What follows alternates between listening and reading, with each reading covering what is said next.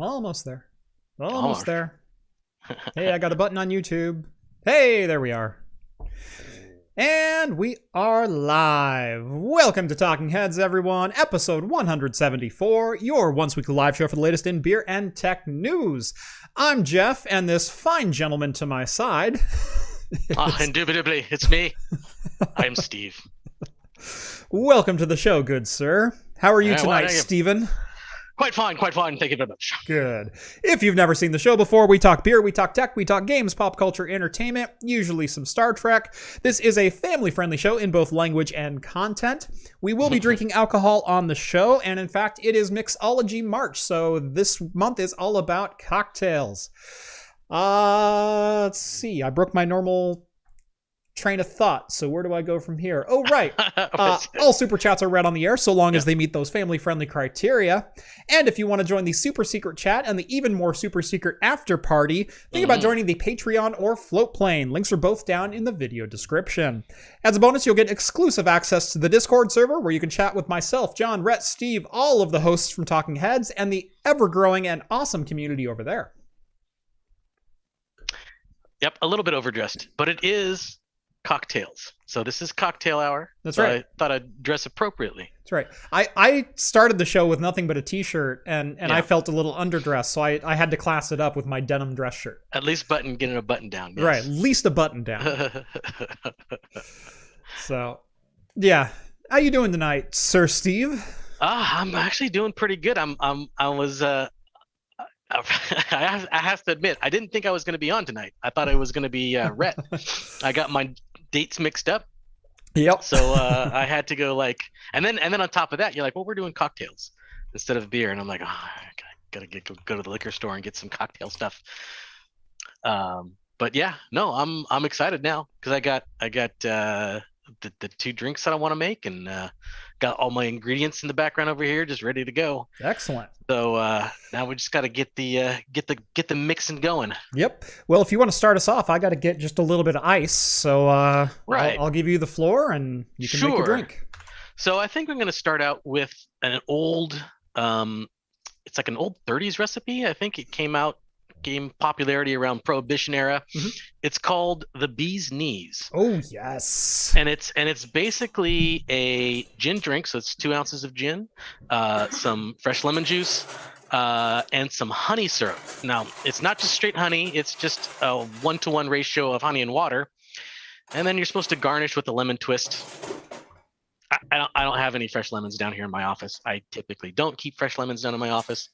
So I'm just gonna forego the lemon twist, but it does say that I'm supposed to all add it to a shaker and shake it up, and then just pour it into a glass. So I think that's what I'm gonna do. Nice. It doesn't say what kind of glass, and I got my wife's fancy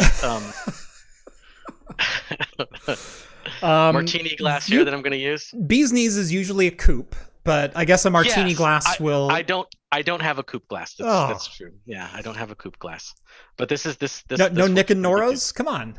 No, I don't. My glassware is actually 90% shot glasses and pint glasses. Yeah. That's basically it. I have some tumblers and I have some snifters and stuff like that. But yep. And some martini glasses here. But yeah, not a Nick and Nora. I don't have a coupe glass. Ugh. Good. If somebody wants to give me a Christmas present, I'm missing some glasses in my repertoire of glasses. Yeah, I'm not 100%, but I do have some coupes of sort. Mm-hmm. They're not the true round bottom coupes. They're more of a thick stemmed, kind of halfway between a martini and a coupe. But I like them. They're fancy enough. They look good on camera. Okay. They're comfortable to hold. They're pretty good. All right, so a Bee's Knees from Steve. A Bee's Knees is what I'm going to do. All right. While you're getting that ready, I'm going to introduce mine. I am doing also a Prohibition-era drink. I'm doing a Tom Collins. So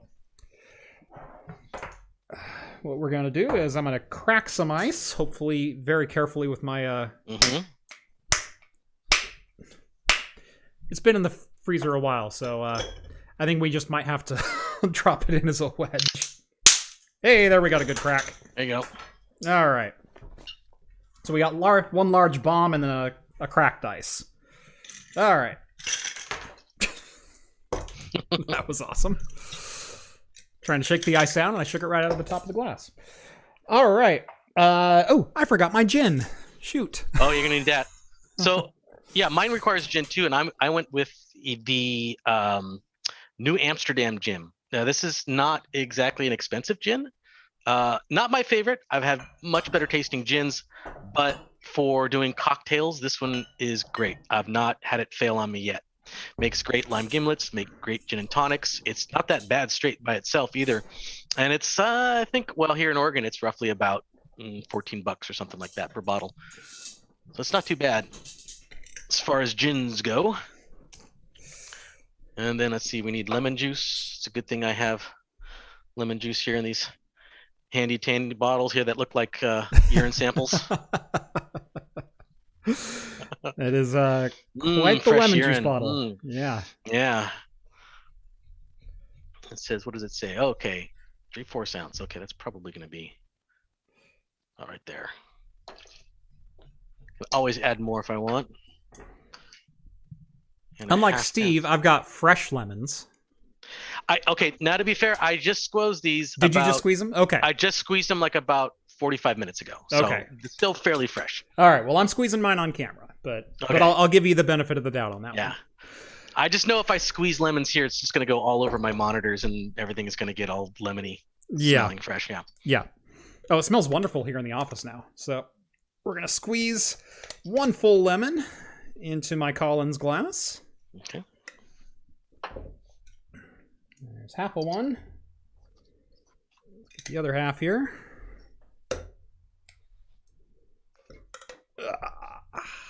All right, it's time to shake. There we go. So yeah, Steve's drink you shake. Mine you just build straight in the glass. There's no shaking, no nothing to do. Well, I'm gonna wear a smoking jacket. I gotta wear like a shaker. Or yeah, you gotta shake it. Right. I gotta shake it. Right. I gotta shake it. We're gonna do 3/4 ounce of simple syrup. There we go.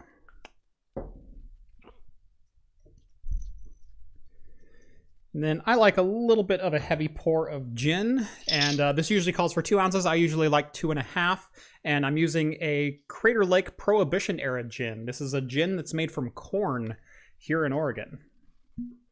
That's not the one. That's the one that you really like that you keep mentioning is the one from Bend. No, actually, the one that I like is from Hillsboro. That's a Big Bottom. Hillsboro. Big Right. Bottom Yeah, distillers. Big Bottom. Yeah. That's right.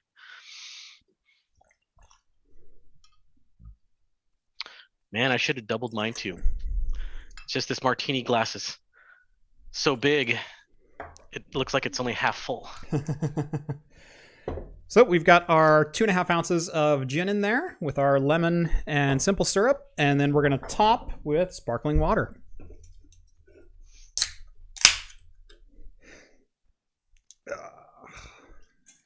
There we go. And we have a Tom Collins. Nice. That little stir.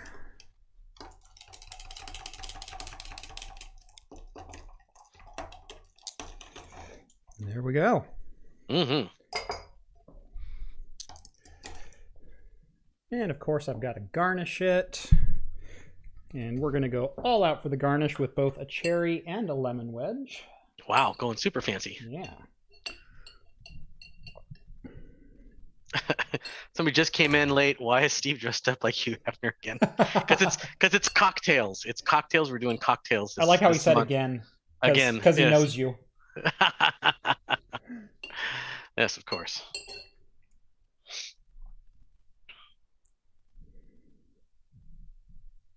Made in real bathtubs. That's right.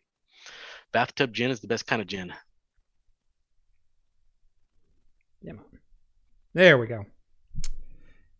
Nice little. Oh, hey, now that's really super fancy. Yeah. You got a little boat for your cherry. Yep. And there is a Tom Collins. Perfect. Here's my bee's knees. Excellent. Mm-hmm. I've actually never had a bee's knees, so really, first time trying. Yeah, no. I do like a good bee's knees. Oh, that is excellent. I think it could use a bit more honey, though. Yep. Yeah, bee's knees I usually like to make just a little bit sweeter than most of the recipes call for. And like quarter extra ounce of honey is all it needs. Yeah. So I'm gonna make another one of these eventually, and it's gonna be more honey this time around. Yep. So, because I was hoping, because I like that nice honey flavor. That's why I like mead. You get that nice honey flavor and things. Hey Jeff, the key light is looking a little bit dim this evening. Actually, I have the light brighter than normal, which is weird. I know Steve's white background might be throwing you, but it could be. Yeah. On my monitor, the contrast looks perfect on my side, so I'm gonna go with perfect. but who knows? All right. Now that we have our cocktails, let's go ahead and get into the news this week. Let's do it. Starting with Apple made a confirmation that they're moving a little bit faster on the whole discontinuing of x86 parts than people thought. Starting with the iMac Pro. Once Apple's current supply of iMac Pros are gone, they are gone forever. You will be down to the x86 Mac Mini, and I'm pretty sure those are pretty on a pretty short leash as well as far as lifespan, or the M1 Mac. Other than that, you have the standard iMac or the Mac Pro. Yeah. So, yeah. It's been they've had the iMac Pro has been a pretty long running model for them too. It's been around since what, like 2005 or 6, I would think.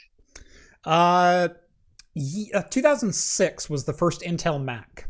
Yes, that's what I meant. And that was the MacBook, the white MacBook. And a couple of months later, they introduced the iMac and the Core Duo abomination that CPU was, before very quickly replacing it with the Core 2 Duo. Yeah.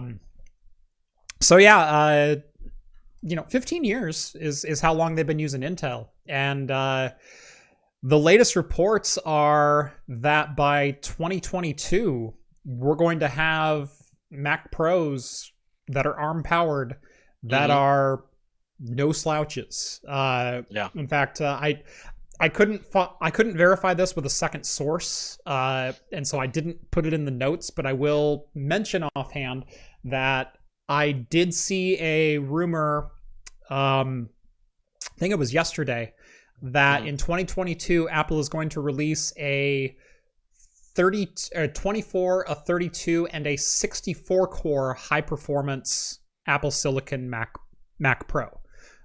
So fully expandable. And when I say 64 core, I don't mean like the big little architecture. I mean 64 high performance cores with probably like 12 low power cores or something like that. That machine is going to be a beast if everything falls into place. I really want to look at one too when they happen. I wouldn't want to see it. I would like to see it happen. I'm not a big Apple fan, but I mean it's pretty interesting that they're switching, their entire platform to ARM. Yeah. So should be an interesting year or so leading up to that release, and I know I'm definitely excited for it. But yeah, you can already start to see some of the current products for Apple starting to die off there. And it's rumored that in June, I believe it's June 23rd this year, is going to be a Worldwide Developer Conference. That's usually where they introduce new laptops. And likely the MacBook Pros are going to be fully transitioned over to Apple Silicon. So should be an interesting year. Yeah, should be an exciting one. At least for tech, it'd be interesting. Yeah. Then these old ones are going to become collector's items like a lot of Macs kind of are. Well, no, what you do is you sell them on eBay as last of the Intel Mac Pros, or last of the Intel Macs. Like last of the Mohicans. Right. There are things with Apple that hold so much value that have absolutely no business holding value. Oh, of course. Yeah, of course. Right. Last of the MacBook was one, like the 2010 metal MacBook, not even the white one, but the metal one. people were trying to sell that as last of the MacBook and trying to charge like $750 for what was $1,000 laptop 7 years later. Right. Apple stuff is just ridiculous at times. I know. When you really get back and look at it. Some of the stuff that's really, really old, though, is pretty highly collectible. Like your original Apple IIe's and stuff like that. There's still people out there that love to buy those. Oh, yeah. I have old ones. Yeah, I have an Apple II GS. Okay. So it's not the E, but it's a 2GS. No, it's not the E, yeah. But still, it's an old Apple. It still holds some value. It helped, yeah. Yeah. We got a $5 super chat from Mike. Looks like I'm looking into buying my first Switch for a home lab. Was looking at MikroTik one, and I've heard good things. Do you have any experience with them? I do have a lot of experience with MikroTik switches. For buying them for your home lab, if you're just running layer 2 links, MikroTik is pretty much the most affordable and highest performance that you're going to get. If you want to start experimenting with layer 3 linking of devices, a lot of MikroTik switches absolutely tank the performance to enable that form of routing. So for just a base endpoint switch, they are fantastic. And at layer 2, you can run line rate on pretty much every switch and every port that they produce. My current main backbone switch is a MikroTik CRS 326, I want to say. It's a 24 port PoE plus gigabit switch with 4 10 gig SFP plus ports on it. And that handles all of my servers, all of my endpoint clients, my Wi-Fi, provides power, does everything else that I want it to. And it was like $300. So they're really fantastic. And in fact, I just ordered another switch that'll be here on Monday, I want to say. Or no, tomorrow. That's right, tomorrow.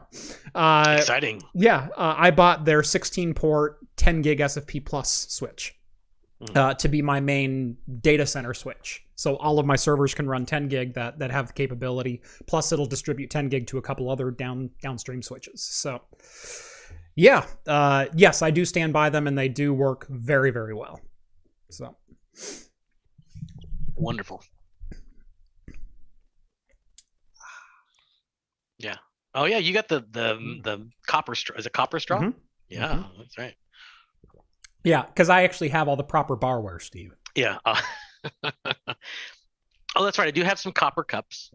The proper copper cups for Moscow mules and stuff like that. Yep. CRS 328. Thank you. Thank you. Wait, nobody. Are you saying this isn't proper? Come on. You look fancy AF. Look at us. That's what I'll say. I'd say it's proper. It's hard to argue when you're that committed to it. I am committed. I mean, no, this is what I normally wear every day. Yeah. I dress down for these things typically. Yeah, this is just my walking around home clothes. Yeah, this is my walking around smoking jacket. Yes, indubitably. All right, moving right along here. Now, when the news first launched about NVIDIA would be nerfing cryptocurrency mining performance on their RTX cards, I went, no, they won't. It's a false gesture, and can be easily bypassed and everything else, and people are going to bypass it, and it's not going to do a darn bit of difference other than if they start creating cryptocurrency cards that shorts the secondhand market for cards that we might ordinarily be able to buy. Yeah, this whole thing was a farce. Anyway, shockingly enough, some Chinese cryptocurrency miners have already bypassed the NVIDIA RTX 3060 hash rate limiter, delivering up to 50 mH, which, if you're not in the know, which I'm not in the know, is a pretty good number. And as it turns out, NVIDIA only nerfed Ethereum mining. That's the only thing they actually disabled or cut in half. Right. And so most people went, well, we're not mining Ethereum right now, so who cares? Who cares? Whatever. Yeah. But apparently some Chinese hackers got Ethereum to work too. So Yeah. If you haven't seen the video, I will try to drop a link on Twitter. I did share it on the Discord earlier. Andy from over at eTechnics dropped a video earlier today that talked about pretty much every single reason why everything is out of stock or overly expensive right now. Mm-hmm. And it's a lot of things that we've talked about here, but he did a fantastic summarization video. And the summary is everything went wrong at the wrong time. Yeah. It's shipping, it's supplies shortages, it's raw material shortages, it's overpriced, it's tariffs in the US, it's Brexit issues, it's more paperwork for everyone. There's less people working in factories, there's less people working in shipping. There's an over demand for a lot of these items. I mean, you go down the list and it's like, well, yeah, that's ripe for a situation exactly like we're in. And as things start to get back to normal, as more people get vaccinated, more people are able to go back to work on a regular basis, and things open up a little bit more. And that's both just people who are sitting at home right now, but also workers in factories and workers in logistics chains. They're impacted by this too, and they're having to follow all the same guidelines that we are. And as that stuff starts to get a little bit more back to normal, like I said, as vaccines are rolled out and whatnot, things are going to be loosening up. How quickly that happens, I don't know. Andy's contacts were telling him July. I've heard as early as July, and I've also heard as late as like this is going to be into next year before things get back to normal, because everything in general is not back to normal. Yeah.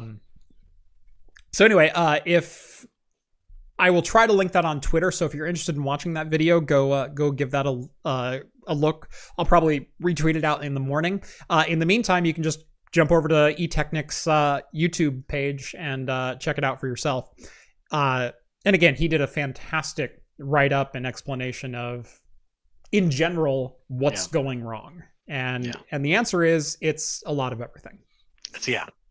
A lot of things to get ironed out, and that's why the date for normalcy keeps getting pushed back and pushed back and pushed back. Because I think originally we reported on this, I think earlier this year, and the prognosis back then was, we'll see it March, April, get back to normal. Yeah. And obviously that didn't happen because we're here at March and there's just no sign of it slowing down at all. Mm-hmm. And so now, like you said, we're looking at July now, maybe. And like you said, between July and sometime next year, that's a pretty big margin of error right there to be predicting things. Right.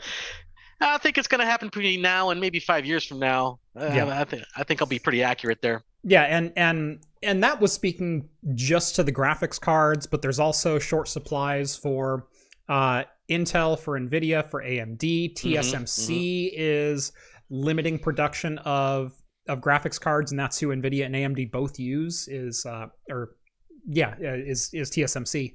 And TSMC is making a lot of products for the auto industry right now, and they pay a lot better, and there's a lot better margin on those parts. And so TSMC goes, well, sorry, they're outbidding you for fab space right now. So that's an issue. There's a shortage of cardboard to actually ship things in and make products. There's a shortage of plastics. There's a shortage of metals. There's a shortage of raw silicon. You go down the list and everything. Wrap it up in that Chinese newspaper. I don't care. Right. I got plenty of yellow tape around here. Yeah, I got my 3080 all wrapped up in Chinese newspapers. That's fine. I don't care as long as it works. Yeah. So we got a couple new super chats that rolled in. Mike says, just an FYI, that article was wrong. They corrected themselves. Gosh darn it. Oh, man, that was quick. That was just posted today. It was a different algorithm they used, not Etherium. Okay. So they were mining another hash. Okay. Awesome. Well, when I read it, it was Etherium. So that must have literally just updated like very recently. Right. Yeah.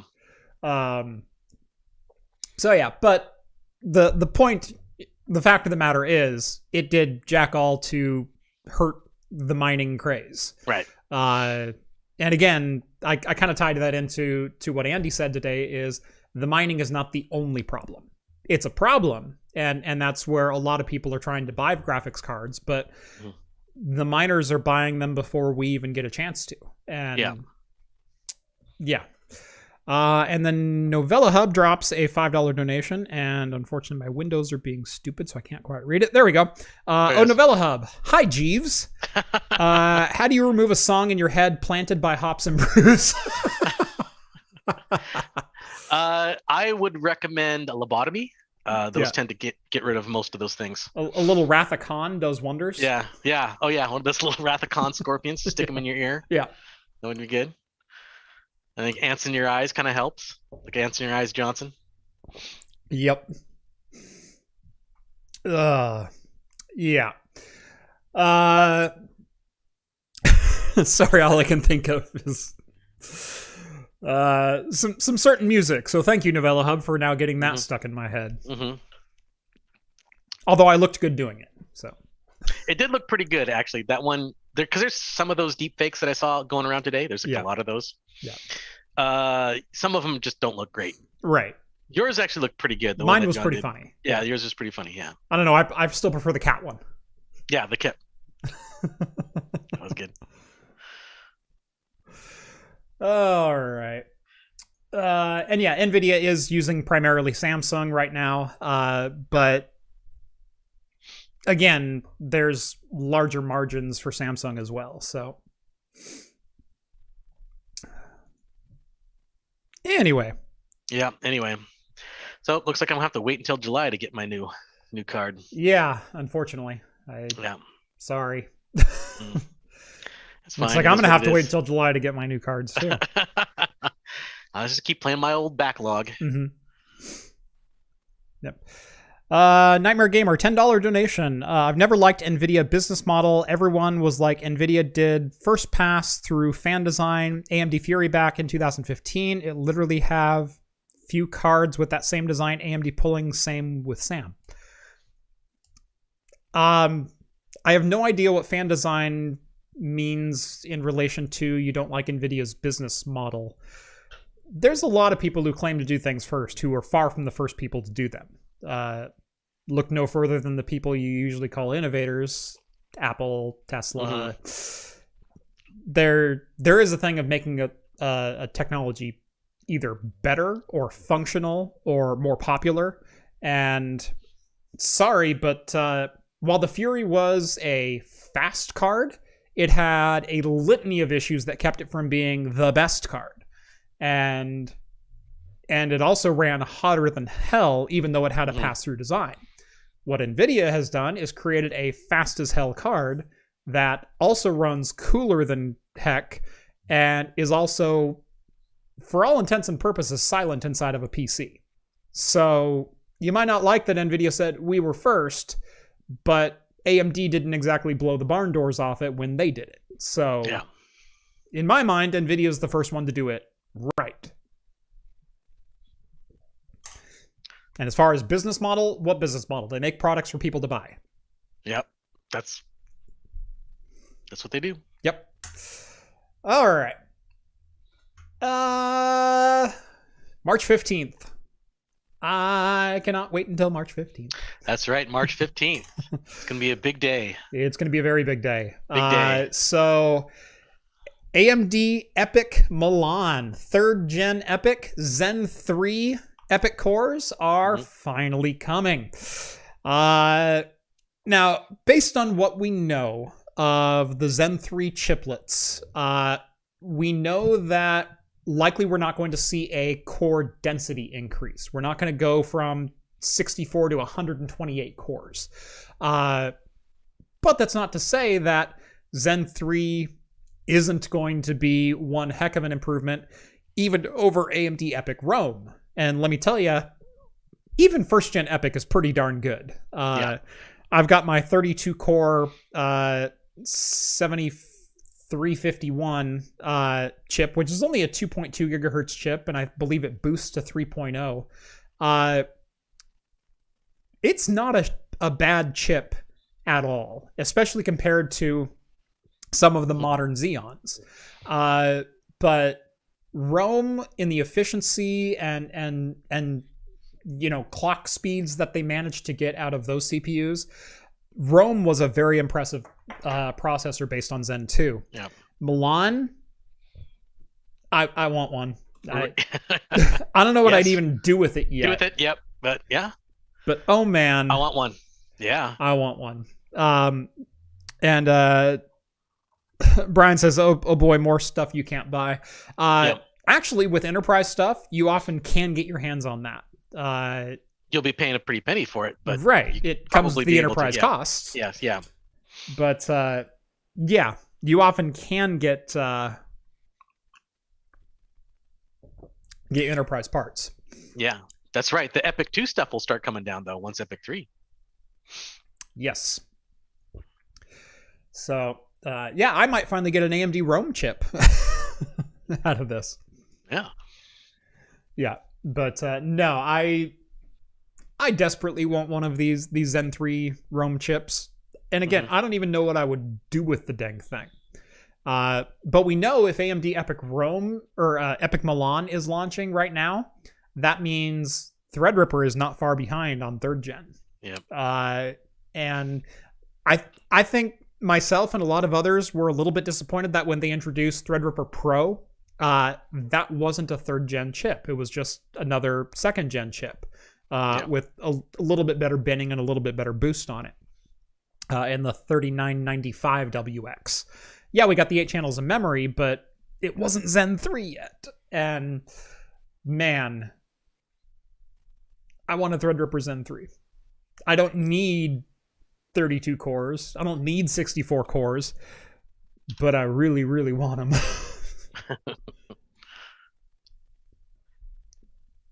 I mean, who doesn't? But then, like you said, what are you going to do with it? Right.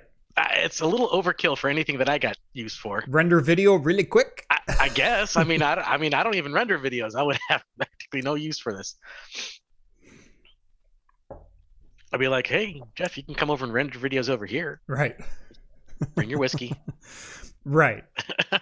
You only want me for my whiskey. That's right. That's all I really want you for.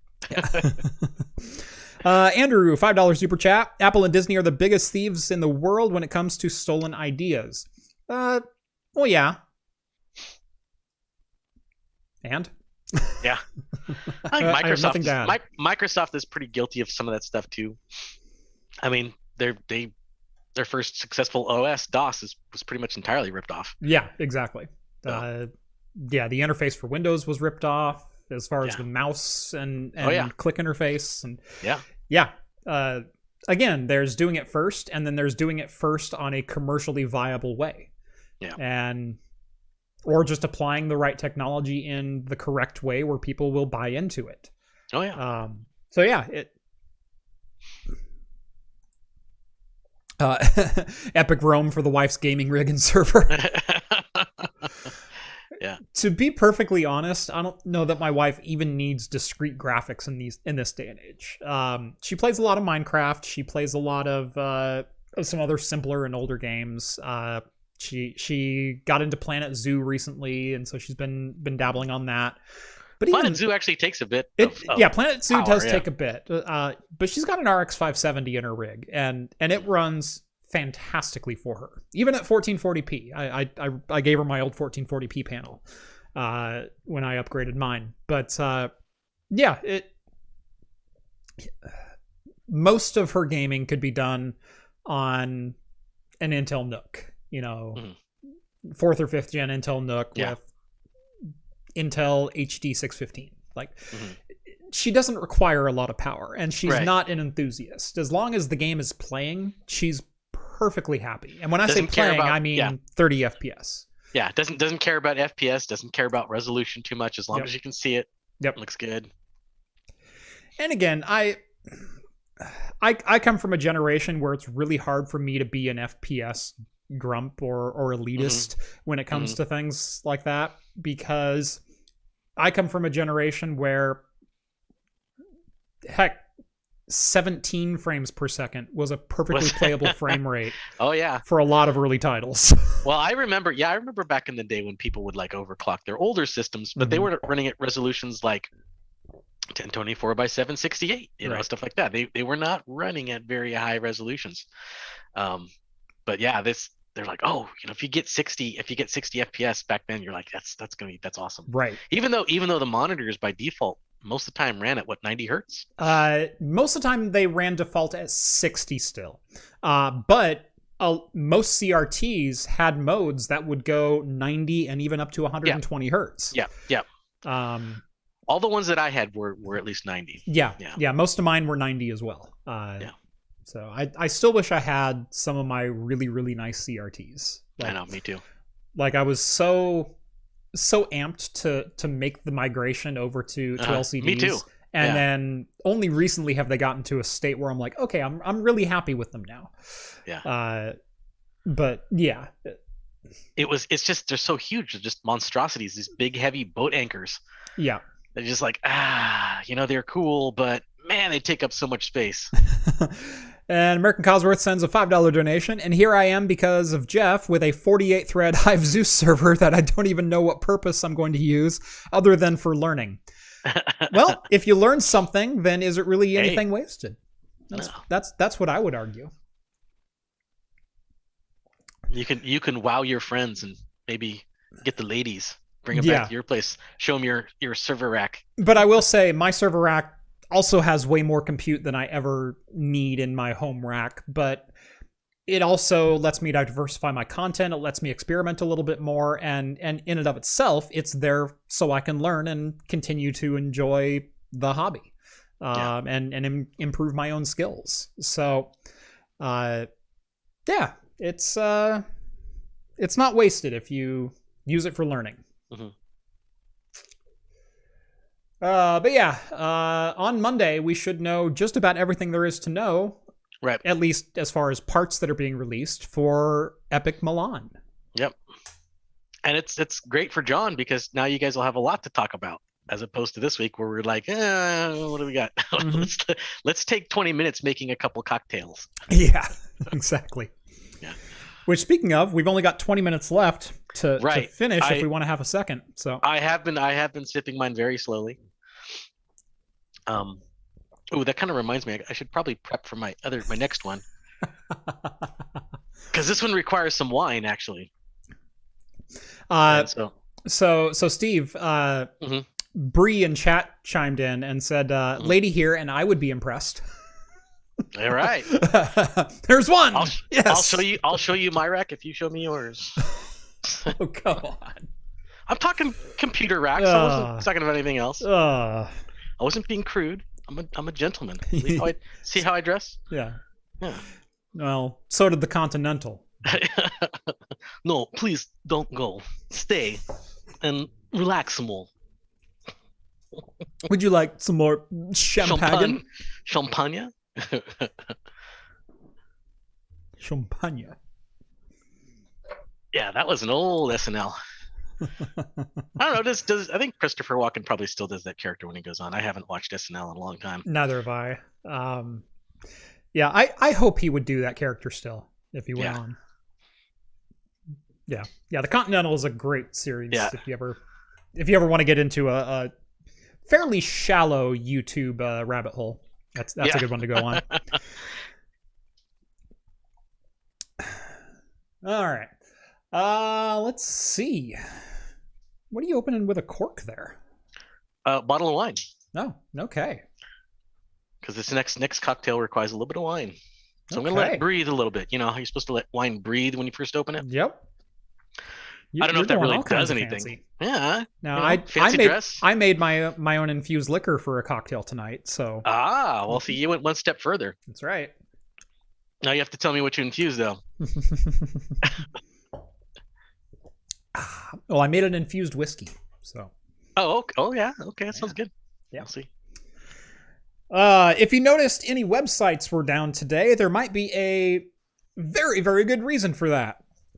And that's that a massive data center owned by OVH in Strasbourg went up in flames early this morning.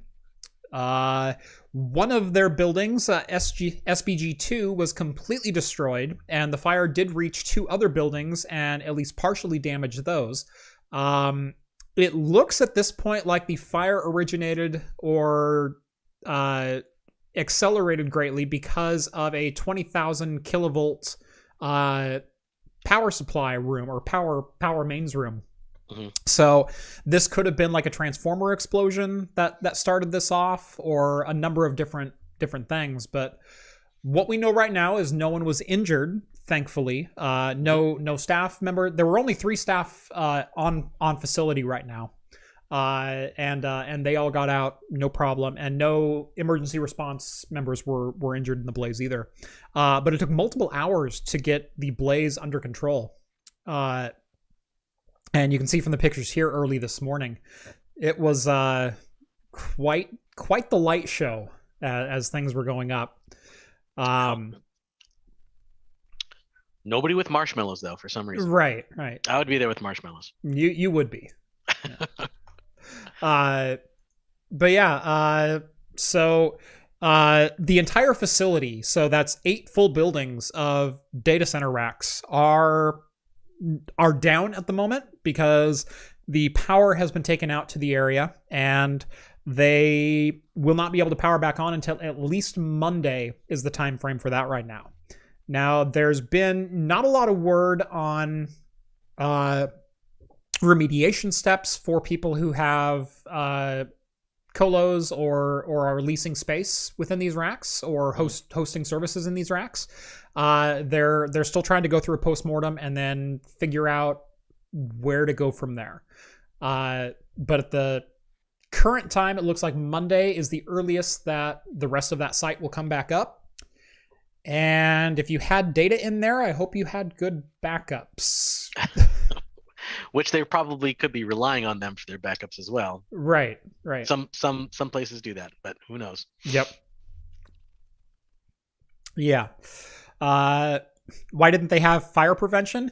They may have had fire prevention, but this was also a very large fire, and if it's a transformer explosion, how much fire suppression, and if let's just go on hypotheticals here, because again, we're assuming a transformer explosion at this point, and I'm assuming that their fire suppression system failed. Let's say a transformer blows and it knocks out the pressure for the water that's supplying your water suppression. It's not going to do a lot of good if there's no water getting through the pipe. So with fire suppression in data centers, you usually account for the things that you can control. So if there's a fire started in the data center, you can put out that fire. If there's an earthquake, you brace all your racks, and you have vibration dampening in the floor, and you do this kind of thing. If you lose power, you have generators that back it up. If there's an explosion, and make no bones about it, a 20,000 kilovolt or a 20,000 volt transformer exploding, that's an explosion. That will cause a lot of damage, both impact and secondary burning. And let's say it took out a main system. Someone says halon or CO2. Again, we don't know if they had a fire suppression system, but I would imagine they did. And again, I'm going on the assumption that it failed, at least in this main building. It must have. I mean, boy. Yeah. So I don't know. It will be interesting to read. And it will be interesting to read if they were supposed to have one and didn't, or if they had one and it didn't go off. If something caused it to not go. But yeah, there's going to be a lot more information coming out in the coming days. So if you're interested in postmortem stuff, and I'm definitely interested in stuff like this. They probably had one, but it was being run by Windows 98. Boy, you're giving them a benefit of the doubt right there. I've known HVAC systems that still run on Amigas. Yeah. Oh, so, yeah. I actually almost posted another article where there's somebody still making new Amiga boards. Yes, specifically for HVAC. Yeah. Right. I know, it's crazy, right? It's like Amigas just will not die. Mm-hmm. Man, I loved them. I loved them back then, but man, come on. Yeah. This is over 20 years ago, guys. Yeah. No. LGR did a great video recently on a Was it an Amiga? I think it was an Amiga. I'm pretty sure it was an Amiga. Essentially a brand new Amiga board in a brand new chassis. The thing's been completely reverse engineered. Yes. And is 100% compatible with any accessories you had back then. Plus they have new accessories. They have new soundboards. They have new interface cards and things like that.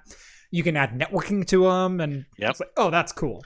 It's like they replaced the PCMCIA with SD and they have all kinds of things that you know. Right. Modern replacements to old things, right? Yes. Yeah. And modern reliability of them as well. No more, polycaps. It's all solid state. That was a really cool series that he did on those. I think that was sometime within the last year. Skull says, or worse, Johnson Controls. Yes. Oh, yes. Don't knock 98. It's 88 more than we have now. Oh, how true that is. Obviously the OVH story is still very much developing. All we know right now is their entire location is offline. We don't have a postmortem on what caused the incident yet. We don't have a plan of action or even any estimates on when things will come back up, other than don't expect it before Monday.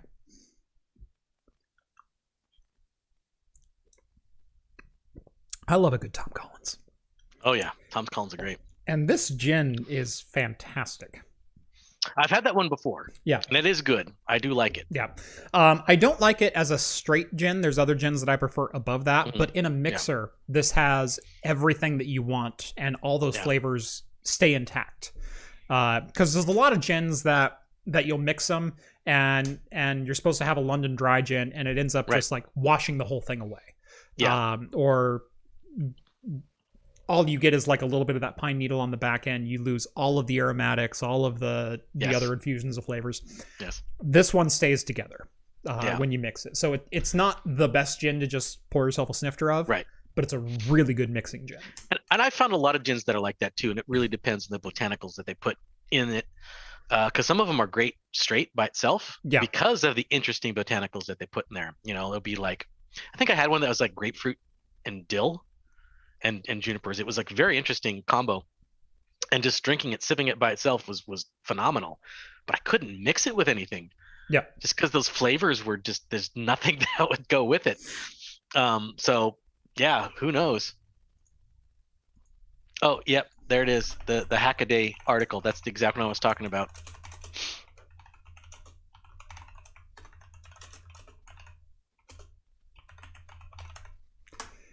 Sorry, I had to type something in real quick.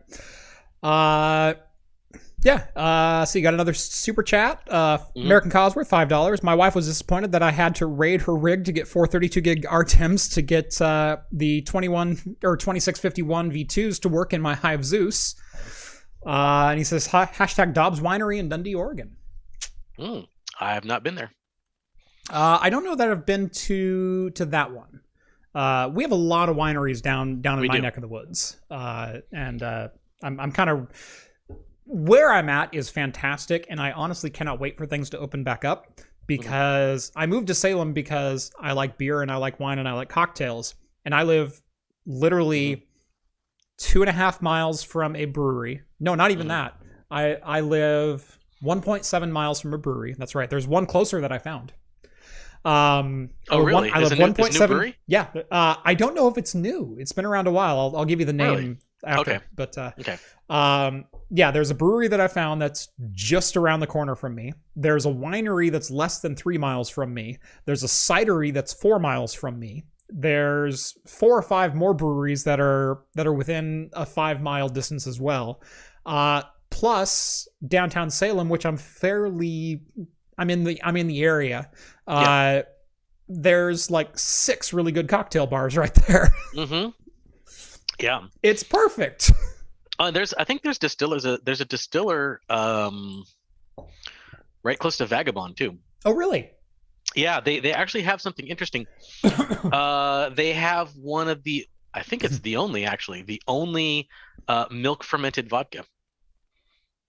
They formulated a special type of yeast that will actually ferment lactose, And That's cool. they made it, and they fermented milk, and or at least the lactose from the milk. I'm not too sure what the process is. It's a little proprietary. They didn't tell me. But then they went and distilled it and made vodka out of it. And it's actually really good. It kind of has almost a milky, caramely flavor to the vodka. You drink it straight. It's really good. A bit expensive. It's like $40 for not even a fifth.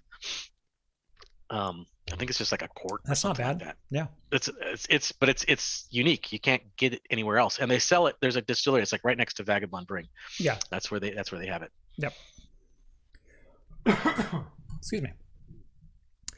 No, I didn't know there was a distillery that close. Yep. So even better. Yeah. I forget the name of it, but yeah, maybe when you tell me the brewer, I'll tell you the distiller. Okay, that sounds good to me. All right. Okay. Let's see. I gotta finish chugging through my Tom Collins here, which I'm thoroughly enjoying. I finished mine. Yeah. No, I like mine, but like I said, I think I'm gonna hit more honey next time because it needs just a little bit more honey. Like I said, 1/4 ounce goes a long way. Yeah. Put this one back there. This is gonna be for my next one. I'm gonna have my gin-soaked cherry now. Oh, there you go. That's the best part. The Italian cherry, not the maraschino cherry. The Italian cherries are the best. The best, I tell you. Oh, that was fantastic. I actually like the cherries in old fashions. I know most people don't garnish cherries in old fashions. It's not the right thing. I like it because that cherry's been soaked in bourbon for that long. Yes. And then when it gets to the end, I eat that cherry that's been soaked in bourbon. Absolutely delicious. Yeah, no, probably 50% of the time, almost every time I will do an old fashioned with the orange, and probably about 50% of the time I'll do orange, and then I'll drop a Bordeaux cherry. Yeah. And let it soak in there. And you can also just do straight cherry if you just want a little bit sweeter. Don't use the neon red maraschino cherries. No. Get yourself a good cherry, a cherry that's made for cocktails. That's not meant for Shirley Temples. Here in Oregon, we have the Bordeaux Bada Bing cherries. And these are freaking amazing and like half the price of a Luxardo. Not that Luxardos aren't good. They're just not $30 good. Like, let's be real. You can also get Moonshine soaked cherries. And those are really good to drop in there as well. I've actually had Moonshine soaked apricots, which is actually pretty good. I've not had any apricots. I've done strawberries. I've done cherries. I've done a whole bunch of other things, but these were apricots, and that was different because they were dried apricots and they were soaked in there, so they were kind of rehydrated with the moonshine. Woo, those are some potent apricots. Yes. It's a spicy meatball, as they. Yeah. That's delicious. All right. So speaking of cocktails, we have a couple, one cocktail related story and one spirit related story. Yeah. Depending on your definition of cocktail. Right. So Crown Royal, we know them, we love them, the Canadian Crown whiskey. They are adding 3 pre-mixed cocktails ready to drink in can form to their repertoire. So they're doing a Crown Royal whiskey and cola, which Makes of sense. the 3 of these, that's the one I'm intrigued with. I kind of want to see what they do with a whiskey and cola. I'm more intrigued with the peach tea, actually. I'm not a huge peach fan. Okay. Just as a flavor itself. Like I enjoy like fruit cocktails and things like that have peaches in them, but I'm not one that's going to go grab myself a piece of peach cobbler. It's just not one of your things. Not one of my things. Like, oh yeah, sure. I'll eat it, but it's not something I will actively seek out. Yeah. And then they've got the Crown Royal peach tea, and they also have a Crown Royal Washington apple. So those are the 3 flavors. Who knows on these ones? Because most of those that I've tried before, especially the commercial ones, have been less than stellar. Let me just say that. They're usually not good. Not to say that canned cocktails can't be good, because I have had some more, I would say, artisan style canned cocktails that are like, I don't know where they're made, but my local liquor store had some, and they were about $5 a can, but they were actually legitimately delicious. They had really good ingredients in there, some interesting ingredients, and it tasted like a fancy cocktail. Yeah. And those can be good. This, I don't know about. We'll see.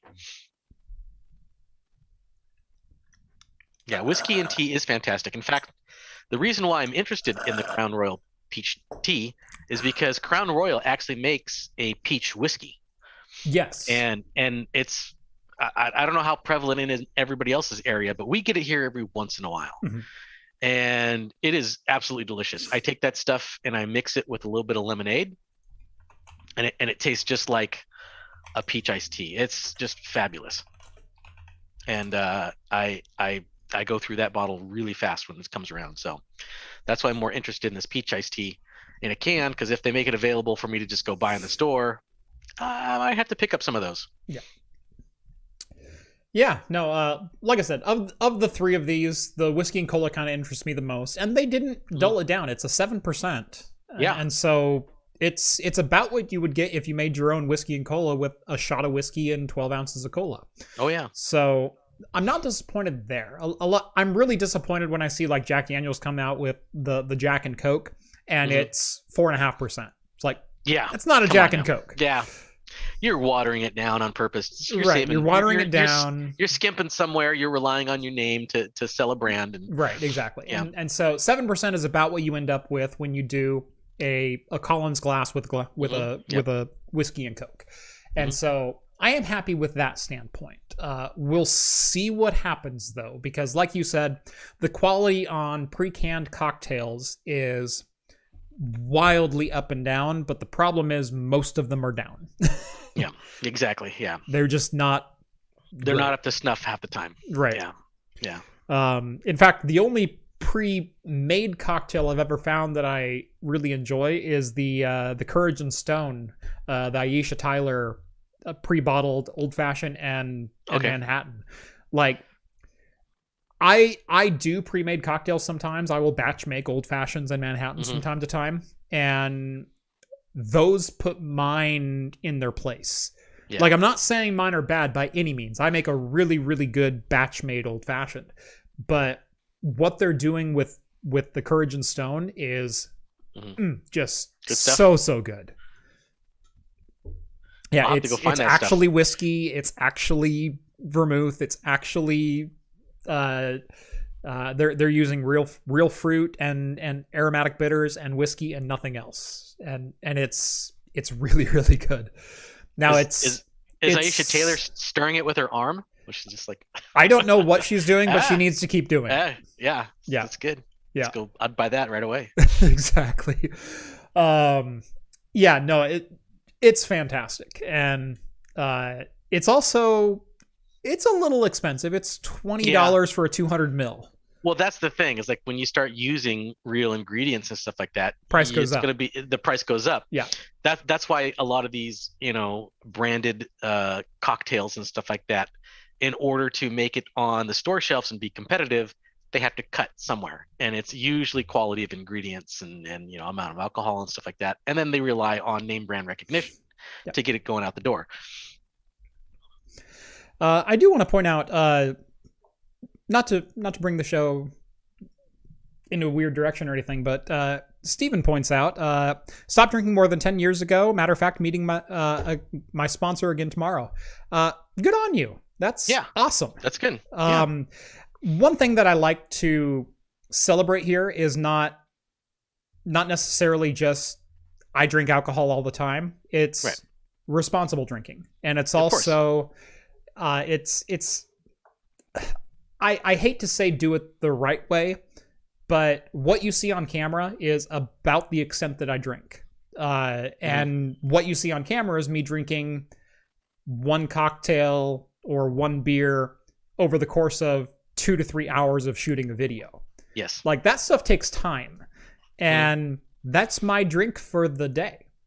And when you're watching on YouTube, you see you consume a whole beer within 15 minutes. Right. And that does give a certain kind of skewed perspective of what's going on, but you're right. It's not right. You're not chugging these things down every day. Right, exactly. And I know you don't, because like I go over there months later, you still have the same bottle of whiskey still sitting there. I do.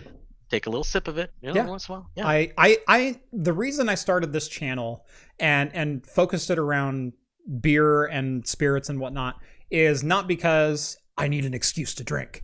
It's I enjoy the craft of it. I enjoy the process and the artistry behind it.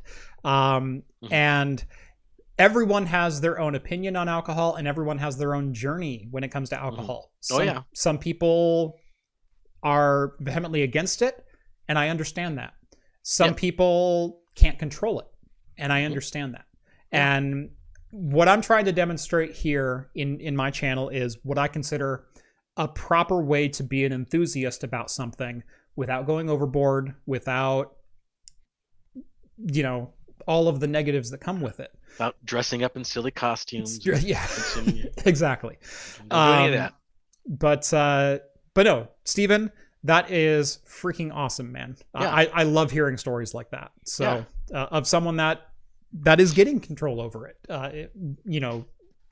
If you had a problem and you now have control of your life again, that's awesome. And I hope you never feel pressure from the chats or anything like that to do that, because there's nothing worse than being pressured by someplace or someplace that where you just want to like relax and have fun, and then you feel this pressure to drink. That's not our intention at all. I had a friend. I'm not going to name any names, but I have a friend who was kind of distant from my circle of friends for a number of years, and then kind of came back, and he started showing up at functions again. And usually at our like large functions, at our Super Bowl party and our New Year's party and whatnot, I bartend, and everyone has a couple of cocktails and kind of loosens up, and I make proper cocktails, and I do the full barman attire and everything else, and it's a lot of fun. Well, he showed up one year, and I offered him a drink, and he goes, oh no, thank you, I'm good. I said, oh cool, just let me know.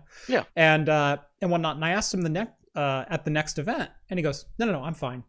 And I realized there's a reason he was saying no, and that's because he's got his chip, and I felt terrible even just by asking him. And I actually went and apologized to him, and I said, man, that's number one, good for you, and I hope you never ever feel pressure from me, even though this is something that I enjoy and my family enjoys, and we do this kind of thing. You're more than welcome to be there. You will never ever hear it from me again. So be responsible, but don't pressure anyone else into drinking either if it's not their thing. So there we go. Awkward transition, but now it's time to make another cocktail. PSA is done. Yes.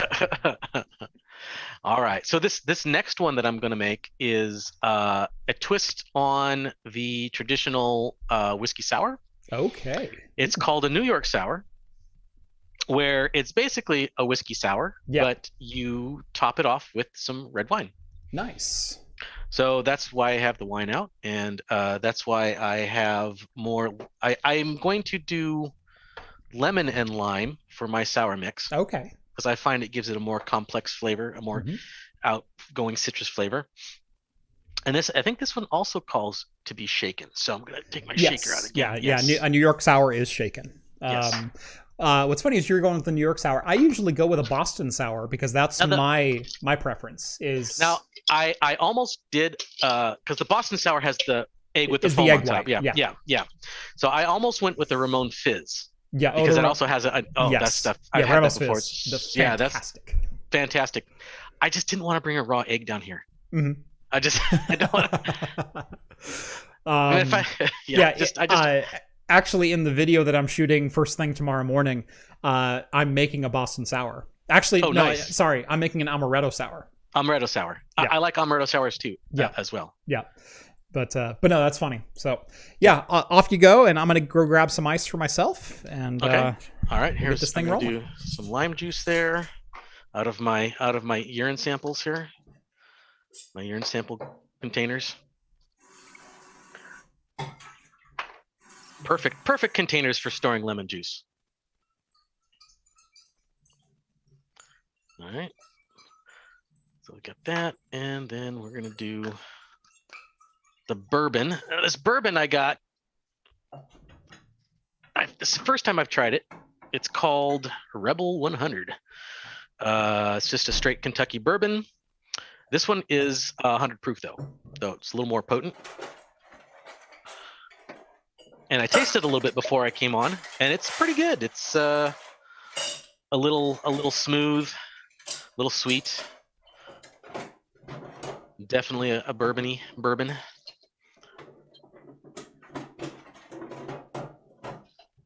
All right, so there's that, and let's get simple syrup here. All right. Also pre-made some simple syrup. This is not looking like a urine sample. This one's actually a proper bottle.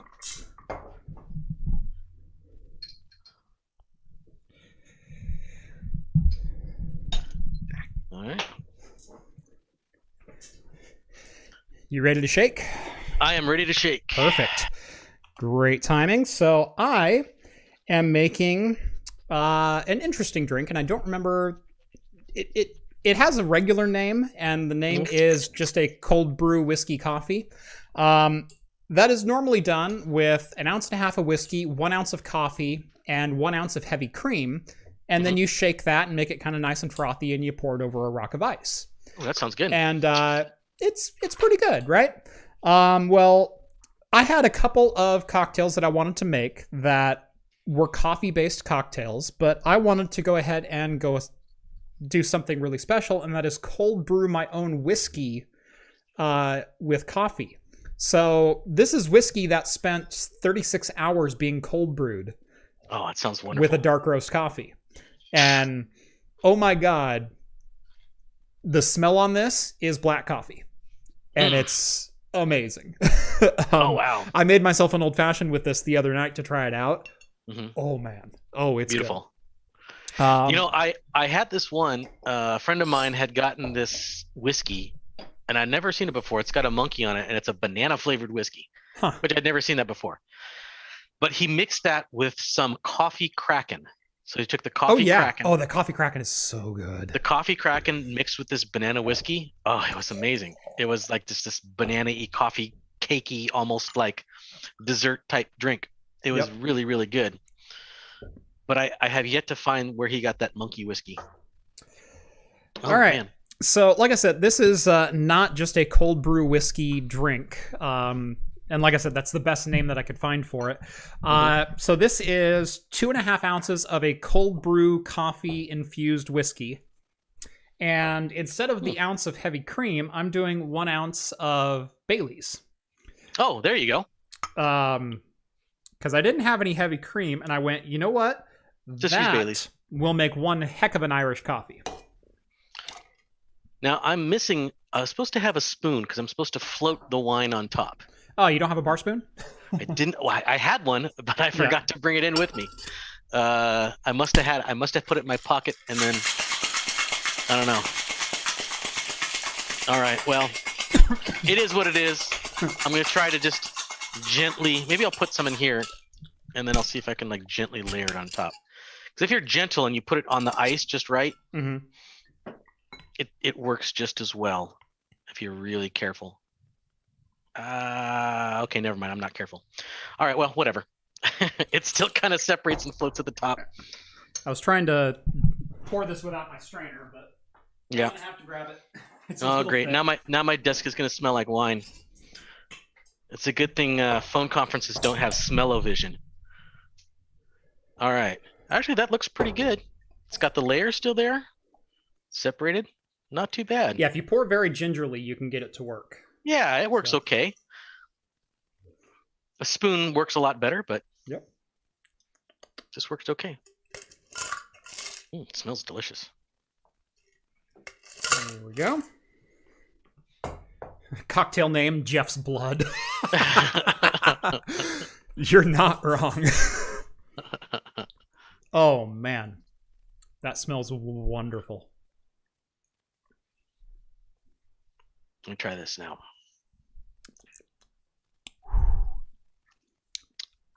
Oh, wow. I'm actually pleasantly surprised. I've never had one of these before either. Oh, really? No, I like a good New York sour. Yeah. No, this is actually really good. I just usually don't have a bottle of wine that I'm willing to open to make one. Right. Well, that's the thing is they do say to use a dry red wine, which is typically more like a Merlot or something like that. But I use a Cabernet Sauvignon, which, can be dry, can be sweet, just depends. I haven't tasted this wine by itself just to see how dry it really is.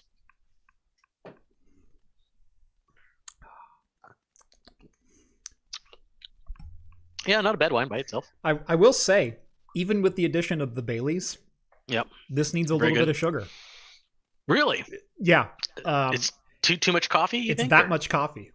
Wow. So what I did is I have a cold brew maker that is just a giant filter that you put coarse ground coffee beans in, and you're supposed to just put water in it and then brew your coffee. But then you're supposed to thin it out because what you end up with is some really, really thick, intense black coffee. Yeah. So I took 6 ounces of bourbon and I infused it with I just used Seagram 7 because I'd never done this before, so I wanted to try it out and didn't want to waste $40 in whiskey. So I took 6 ounces of Seagram 7 and infused it and let it steep for 36 hours, took it out, strained it out, put it into a pint or into a bottle. And then I thinned it out with another 12 ounces. So this made 18 ounces of whiskey. And it's still too coffee-y. Wow. It's still too much coffee. Yeah. This is just black iced coffee. That's all this is. You can throw some simple syrup in there, kind of stir it in if you really need to kind of get some sweetness in there. Yeah, I think I might. Now, I drink... Pretty much when I drink coffee, it's black or with black, so you're a half used ounce to it anyway. Cream. Yeah. But what I will say is, I had myself all psyched up to have like this nice Irish coffee kind of flavor, and it's not sweet enough to be that. So, yeah, I think I'm gonna dash it with maybe a little half ounce of some simple syrup. Yeah. Actually, you know what would be really good in that? Probably even be better is the honey syrup. I don't know if you have any honey syrup. I don't have any honey syrup. But honey and coffee, I think, is excellent. Like one of my favorite lattes is just that was perfect. Milk, honey, and cinnamon. Half ounce, smoothed it right out. Smoothed it right out. Yeah. Yep. It just needed that little extra sweetness to it. Oh man, this will wake you up in the morning. I'm gonna have to try that. Just some cold brew whiskey. And you say you tried it initially with some Seagram 7, and it turned out pretty good, huh? Yeah, this is just Seagram 7. That's all it is. Well, Seagram 7 isn't too expensive, so no, it's not. Yeah, I usually buy a handle of Seagram 7 at a time just to have it around. My wife will make like this cinnamon vodka stuff that she uses, and she puts like cayenne pepper in there too, so it kind of has a bit of heat to it as well. Wow. It's really, really good, but she does that kind of steeping or whatever. Yeah.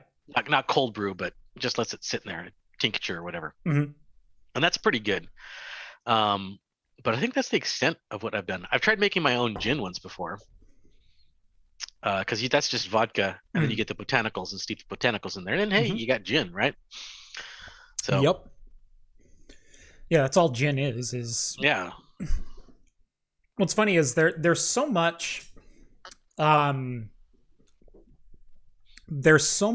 bickering about what spirits I like, or this spirit does this to me, or like I can drink as much whiskey as I want, but man, I can't touch tequila, or I can't touch vodka. Yeah. Do you realize outside of rum, it's 100% the same process? Yes, I know. It pretty much is. Yeah, it's all grain based. Most of it is, and most of it just gets turned into vodka, and then they start adding things to it. Right. It's we make vodka, and then we either age it or add other materials to it, or do certain processes with it, and then you end up with the spirit.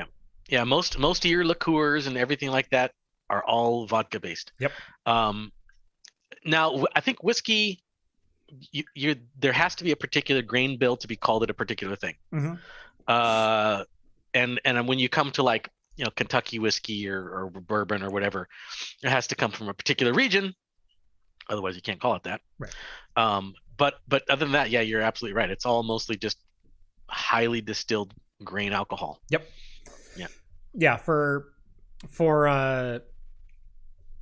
whiskey, it in the Americas, if it's more than 51% corn, it's bourbon. If it's more than 51% rye, then it's a rye whiskey. And then if it's a mix of the three, but nothing above 50%, so wheat, barley, rye, then it's just an American whiskey, right? Yeah.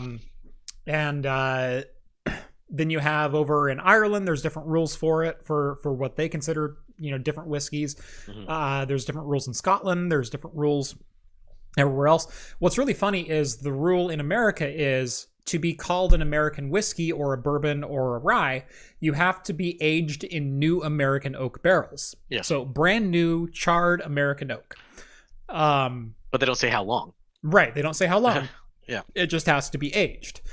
Most whiskeys that you buy are aged between 12 months, 12 and 36 months. So 1 to 3 years. That's Jack Daniels, that's Jim Beam, that's, all of the main buy off the shelf whiskeys that don't have an age statement are 1 to 3 years. Once you get above 4 years, you can start adding an age statement. Aged 4 years in new American oak. Yeah.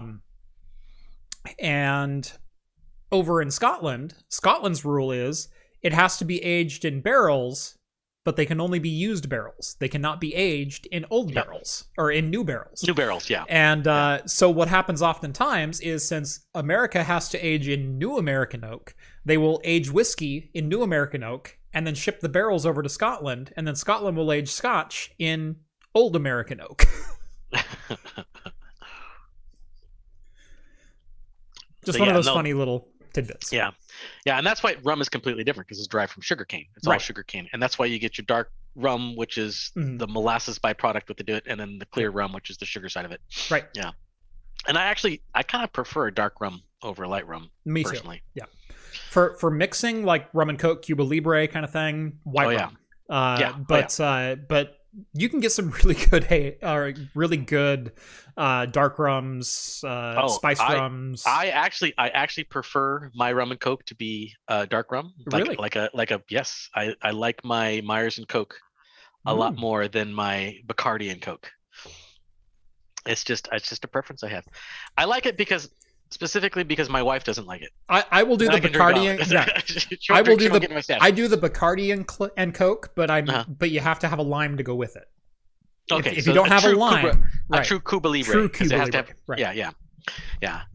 Well, clear rum all the way from mojitos, definitely. Yes. And daiquiris and stuff like that, definitely. Yes. But for just rum and Coke, I like it either spiced rum or a dark rum. Yeah. If I don't have a lime on hand, I like a Sailor Jerry 92 in my rum and Coke. Okay, that makes sense. Yep. All right, another alcohol-related tidbit, and then we will get into some gaming and entertainment news. Yeah. So what is the best house present that you've ever discovered years later from a previous owner? And unfortunately, most of the presents that you usually find are of the less than enthusiastic variety. It's this jackass tried to rewire this panel on his own, or what the hell were they thinking when they tapped the water for the fridge? It's those kind of surprises. Yeah, I found some old 1940s newspaper in my original house, my old house that you had. We did some remodeling in the bathroom. Found some old 1940s newspapers at the top. That was kind of interesting. Yep. Let's see. Yeah, most of the surprises that I had in my last house were, I can't believe the contractors were this cheap. Oh yeah, yeah. The sectioned off studs, like we found a couple of walls that had studs that didn't go full length. Yeah. Like, you couldn't find another 2x4. Yeah. Even just to nail it next to that one, just to make it go all the way to the top. Yeah, just toenail it for me, for God's sake. Yeah, come on. Right. It doesn't have to be exact. At least just try a little bit harder than that. Right. Just be like, that's good enough, whatever. Right.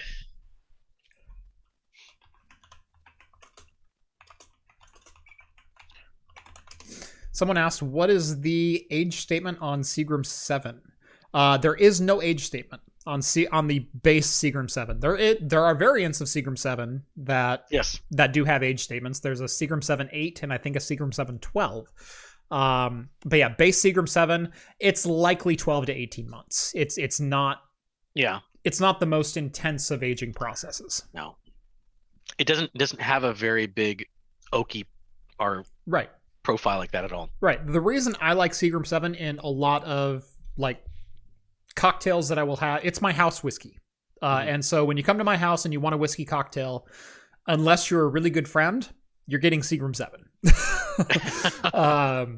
So you have to know the combination to the vault downstairs to get access to some of the better stuff.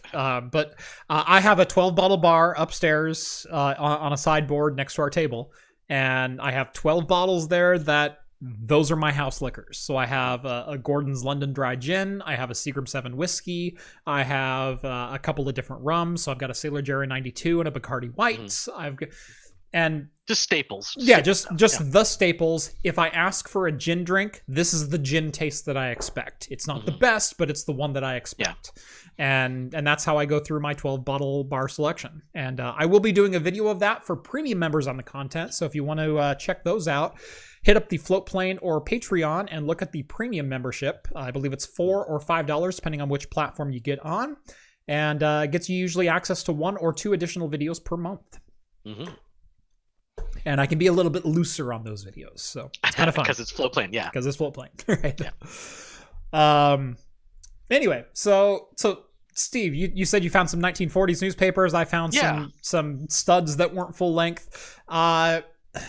You certainly didn't find a bottle of scotch. Not at all. Right. So one gentleman was renovating his kitchen and found a note left by the previous owner 20 years earlier when they originally bought the house underneath one of their kitchen cabinets. So now it wasn't the best scotch that they found, but it was a note that was just like written in Sharpie on the floorboard. And it said, the message reads, Jack and May lived here, 3 kids and a dog, kitchen done up during April and May 2001. All the best, have a drink on us. And tied to the floorboard,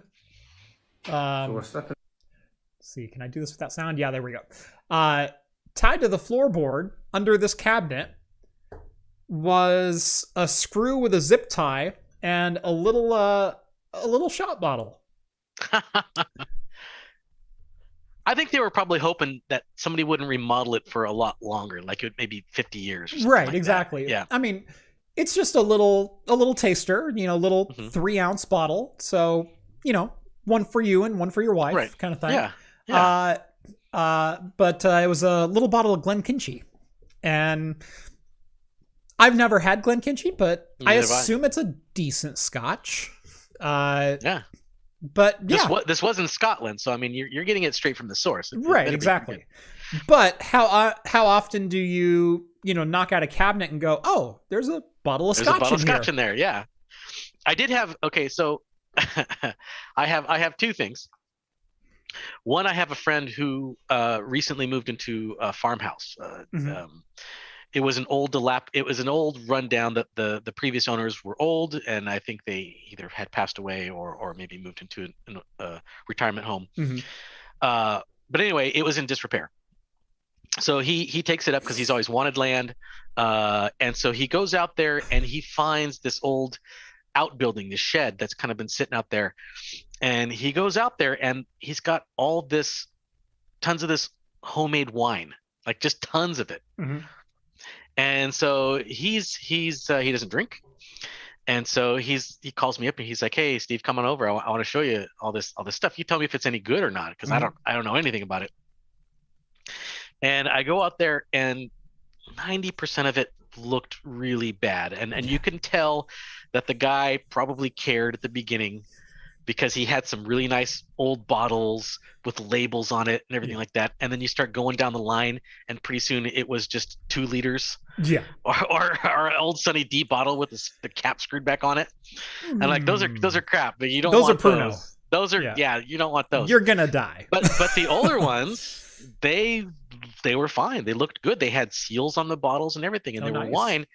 nice fancy bottles labeled like from 80, 81. Uh-huh. So I'm like, okay, I'll take a couple bottles. I don't know what it is. I haven't opened it yet, but maybe someday, once we have some people over and we're brave enough, we'll open it up and see. You know what? Next time I come over, let's open that bottle. Sure, let's do it. We'll see how it is. If it's terrible, I have a Mother of All Storms in my fridge. I have a Mother of All Storms too. You got one. Okay, good. I did get one. But I'll tell you what. You open your wine, I will open the Mother of All Storms, and we'll have them both. Perfect. All right. But the oldest liquor I ever drank, and you can tell me yours after this. I helped a coworker out with a computer problem many years ago, and once I was done with it, we were talking again about drinks and stuff like that, and she's like, "Well, my father, no, this was her grandfather. It was her grandfather. Her grandfather was in France during World War II, and right when he was about to be shipped back, because the war had ended, he had bought a couple bottles of scotch in France, and took them back with him, and he like almost never drank it. And she says it's been passed down, and I still have the bottle. Would you like some? And I'm like, do I want some scotch from World War II? From 1938? Yes, I want some scotch from 1938. Yes, I want some scotch. So I had some, and it was actually really good. I mean, it wasn't intense at all. I think some of the flavors have obviously gone down and stuff like that, but it was actually really good. I didn't recognize the name. In fact, I can't remember what the name was because it was French. But it was really good. Emma's. It's like H. Scott. That's not what it says. There's an R in there. Oh, Scrot. Oh, yeah. Likely shouldn't say that in chat. Screw it. I'll say it on the air. Yeah. Because it made me laugh. Yeah. Oldest bottle that I've had was actually only about 3 or 4 years ago. Was a friend of mine who had bought a bottle of 40-year scotch in 2009. And I had a little snifter out of that. And it was really, really good. Yeah. I don't know that it was worth the 4 or 5. I don't even remember what scotch it was, but it was a 40-year scotch. So 1979 or 1969 bottled. I don't know that whatever price tag he paid for it was worth it. Yeah. It was a really good scotch. But I've had some really good scotches. Yes, there's always diminishing returns. Right. For me, a lot of my liquor drinking and liquor, I don't want to say aficionado, but enthusiasm, is based around value. It's very similar to how I approach a lot of my computer projects on here. It's based very much around what is the best thing that I can get that tastes exactly like what I'm expecting it to. So what's the best Irish that I can get? What's the best rum that I can get? But I don't want to spend too much. What's the best example of rum for $30? Yeah. What's the best example of an all-around whiskey that I can buy in bulk for like $20 that I'm not going to be disappointed if I'm experimenting with something? Yeah, exactly. So that's why I kind of settled on Seagram 7, because at $20 for a handle of it, that's a 1.75, it tastes like whiskey. There's a lot of good in it. There's not a lot of bad in it. It has all of the right components. That's my house whiskey. And that's usually how I choose things like that. Now, it's not to say I don't experiment with more expensive bottles, but I don't exactly buy $40 bottles to drink them in cocktails. No, you use them to sip and to share and to slowly enjoy them. Exactly. And Steve knows this. It takes me usually like a year to go through a $50 bottle because that's how I enjoy them. I think I still have a year-old Basil Hayden sitting there, and I'm just slowly sip on it because I like that stuff. It's good. Yeah. So when I want a whiskey and Coke, I'm like you said, the Seagram 7. I'll go get something like that. Yep. I'm gonna save my good stuff for when I want some good stuff.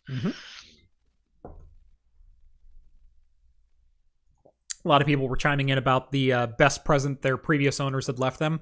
GI Pilot says aluminum wiring, horsehair, pea gravel, and no grounding. Oh, wonderful. Yeah, we had a solid core aluminum wiring house that went up in flames on us. Oof. So it's a bad one. Yep. No, I know all about that fun. Yeah. We had lived in the house about 3 weeks, and our living room went up in flames. So luckily, we were still in the process of like moving everything in. Plus, we were poor AF, so we didn't have anything. So we really didn't lose anything in that fire. But yeah, we had a fire in one house, and that was fun. But after that house, I bought a manufactured home, a small manufactured home that was built in 1968 that had upgraded wiring, and that had my first bar in it. And in fact, it was also a wet bar, and so it had the old 70s leather wrapped bar top. Yes, I loved that place. Okay, now, so yeah, the bar itself was this wide. Like, that's it. Yeah. It had enough room to set like 2 bottles and mix yourself a drink, but it had the gold vein mirrors behind it, and it had 3 glass shelves, and so I had that was my first bar.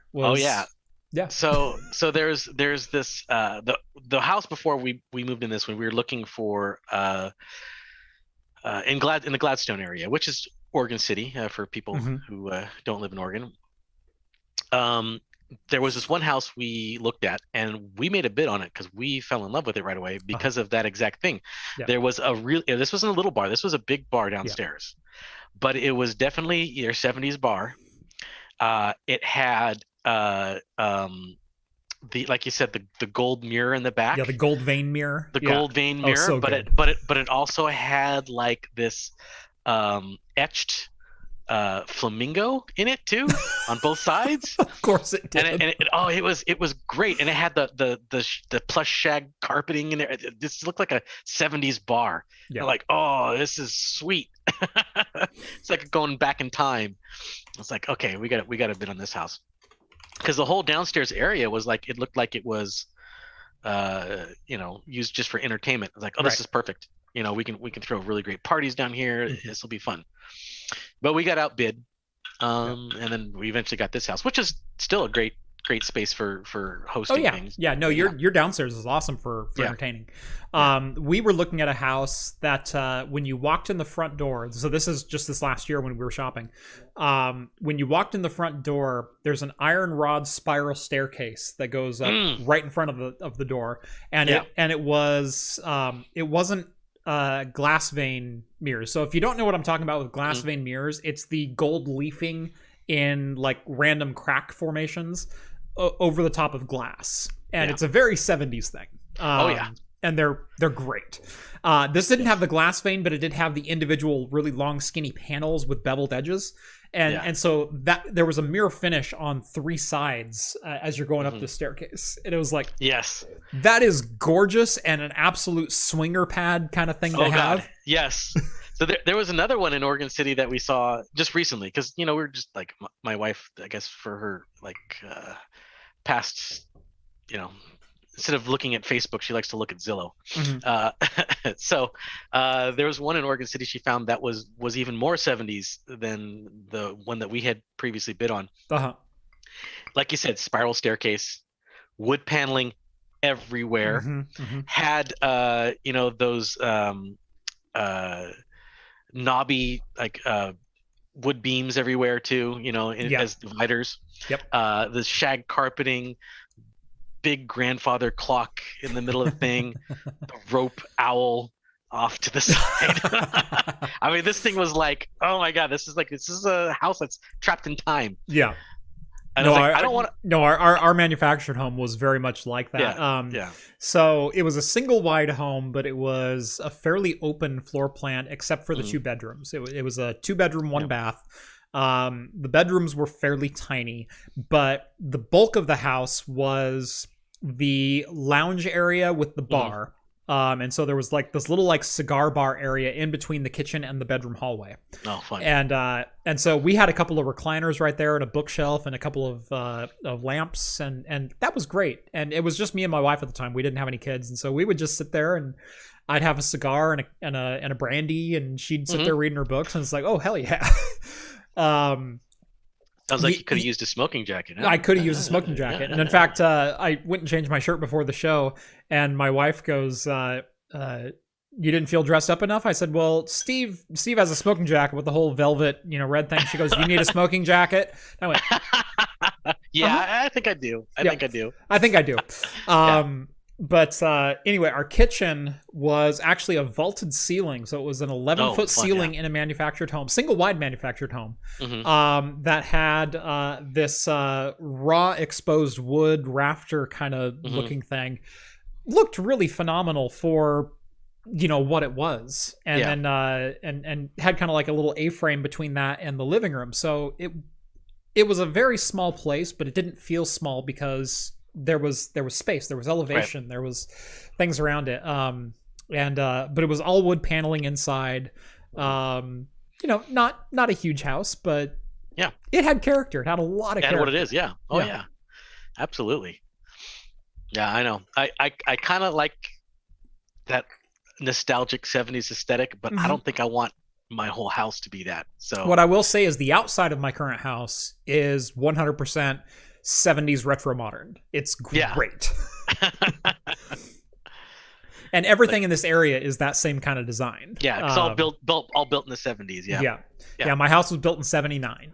So okay, there we go. Yeah, right on the turn when it's not the 60s deco modern where it's everything's like a rounded. Yeah, it's not the Brady Bunch, it's not the Jetsons.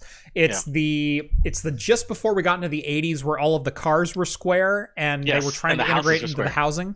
But there's a lot of angles, and they're all 90 or 45s, and it looks great. But yeah, that's Yep. Just saw the stream. Where is the OVH data center at? That is in Strasbourg, France. Ready to get in some game news? Yeah, we got a little bit to talk about here. We do. So we talked about this 3 months ago, something like that. Yeah. Just before Christmas. This was announced, but now it's been finalized. Yeah. So Bethesda and ZeniMax have formally now been acquired by Microsoft. They are now part of the Microsoft umbrella of game studios, publishers, etc. So the deal is done. It's a big deal for Microsoft, I have to say. Yeah, this is a big studio, a big publishing house, and a lot of games that have a massive following. I mean, just look at this list. Look at the faces on this list. Oh yeah, all recognizable. You know who they are. You know what games they produce. There's not a bad face on that list. And in fact, there's a lot of things that I hope Microsoft takes and runs with. And I've been saying this for a couple of years, but Microsoft has been doing some really, really good things in the realm of gaming culture. They're approaching it with a more open attitude. Which I'm happy about, yes. Yeah. Microsoft could have gone the way Sony was trying to go. Bring nothing but exclusive content, have our core 15 or 20 titles, which is very much also the Nintendo way. We have Mario, we have Banjo, we have Zelda, we have Smash Brothers, we have Mario Kart. No one else has those. We can charge what we want. We can put any price on it and people will buy. And to that extent, that model works for Nintendo. I will say, to an extent, that model kind of works for Sony. It works in the Spider-Man and the God of War and the Little Big Planet and on all their exclusive games. Last of Us. Although there's a lot more of those coming to PC as well. Right. Sony is, because Microsoft has been pushing more of an open agenda, it's forcing Sony to play Microsoft's game instead of vice versa. Because remember, during the Xbox 360 and PS3 heyday, there was a GTA 5 exclusive release for a couple of weeks on PlayStation. where they got it first and then Xbox 360 got it. There have been a bunch of instances like that, and then there's also timed exclusives where we'll go exclusive to the consoles for 18 months and then we'll sell to PC, or maybe we'll never sell to PC. Yeah, see, I never got the whole I'm not going to ever do PC or whatever like that. Right. Timed exclusives I would get, you know, and because there's going to be the diehards out there that want it day one and stuff like that, and they're going to get a lot of money off of that. But when you don't release it on, I mean, I understand Sony not releasing on Microsoft on a thing, but not releasing on Steam or Epyc. Well, specifically Steam, because it's not necessarily Microsoft. It could also be Linux, right? Right. You're just losing money. You're just wasting money, because there's a certain set of people who will not go out and buy a PlayStation just to buy a game. Right. They're not going to do that. So you're not going to get those people to come over. There are a number of games that I missed out on playing for the PS3 and PS4. So I've never played a God of War game. I've never played Last of Us. I've never played Uncharted. I've never played... Go down the list of Sony exclusives. I don't have a PlayStation. I have something fairly controversial to admit. I did play Last of Us. I didn't really like it that much. Yeah. I didn't. There's a lot of people hyping it up. I'm like, it's going to be great. And I'm like...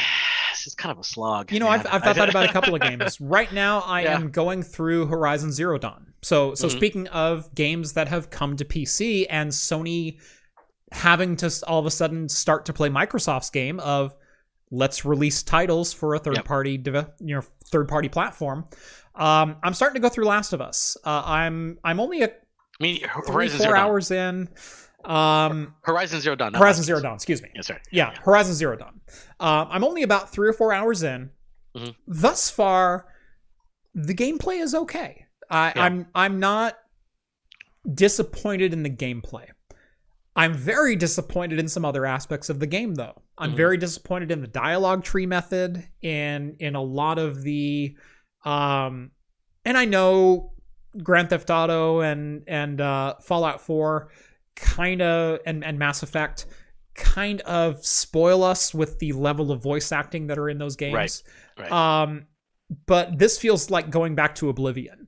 Like Elder Scrolls 4, where the lines are said in a bubble and there's no emotion relating to the next line. Right.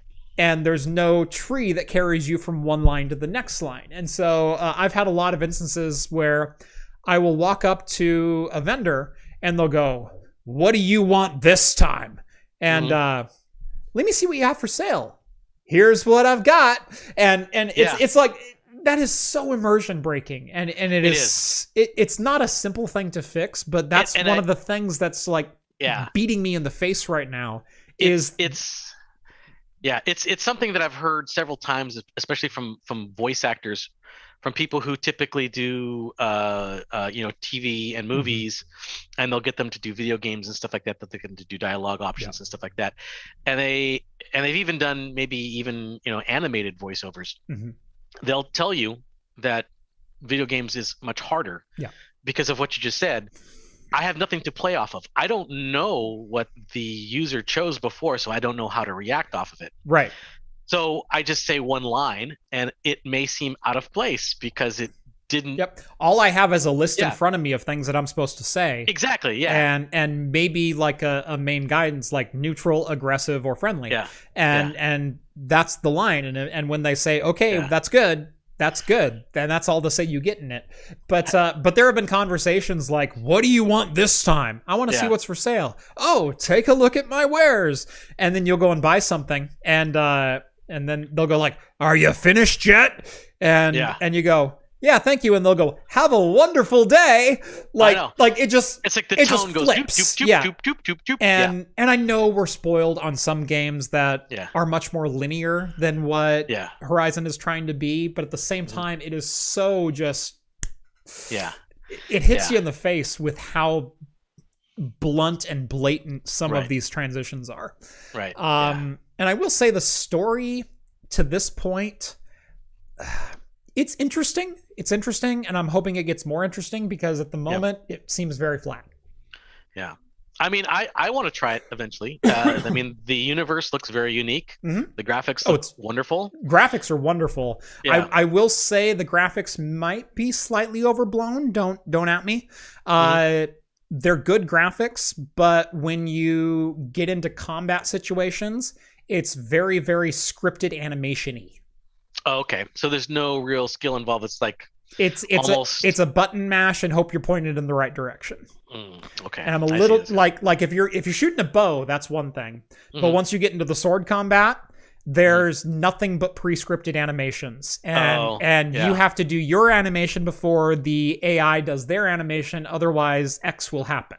And so there's it's not a very complicated combat system, and it's a little frustrating. So taking swings at nothing but air when the AI leaped 3 seconds before you started your large sword move. Yeah, not great. And now you're both facing away from each other, and you have a 1 second recovery time, and so everyone's kind of going, "Oh, right, we were fighting. Hold on, let me turn around." It doesn't that feel kind of smooth combat. and fluid. It feels clunky. Right. Yeah, and so I know we've been spoiled by some other games, but hearing how much Horizon was hyped up, I'm left a little bit wanting.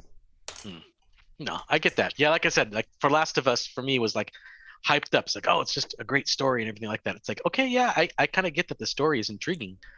Yeah. But the gameplay was just so boring and monotonous, and I just Jeff talking about Karst. Yes, I am talking about Karst. It's a NPC that you meet early on in the game, and okay. And they're both standoffish and incredibly friendly, and there's no middle ground. That's bipolar NPC. Bipolar NPC, yeah. What do you want now? Have a wonderful day. Yeah. Jeez. Yeah, that is pretty immersion breaking, and it's and it could be down to just the director not telling the voice actor what they're doing, and or maybe they did, and they did 2 different takes, and then the developer's like, I don't know which one to use. Let's just splice them together. I don't know. That sounded good to me.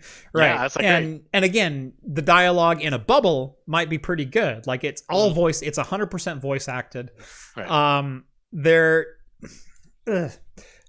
There's some issues I have with the way they're doing the storytelling too, because you're playing a girl who's supposed to be an outcast. Right. And I know this whole story is about Microsoft, and we went on in a Sony tangent, but whatever. But you're playing a girl who's an outcast to a tribe, and they all shun her and hate her and everything else just because she's slightly different or whatever else. But because there's no dialogue to carry the story, she talks to herself as she's entering new areas and tells you things that you could discover other ways if they bothered showing you.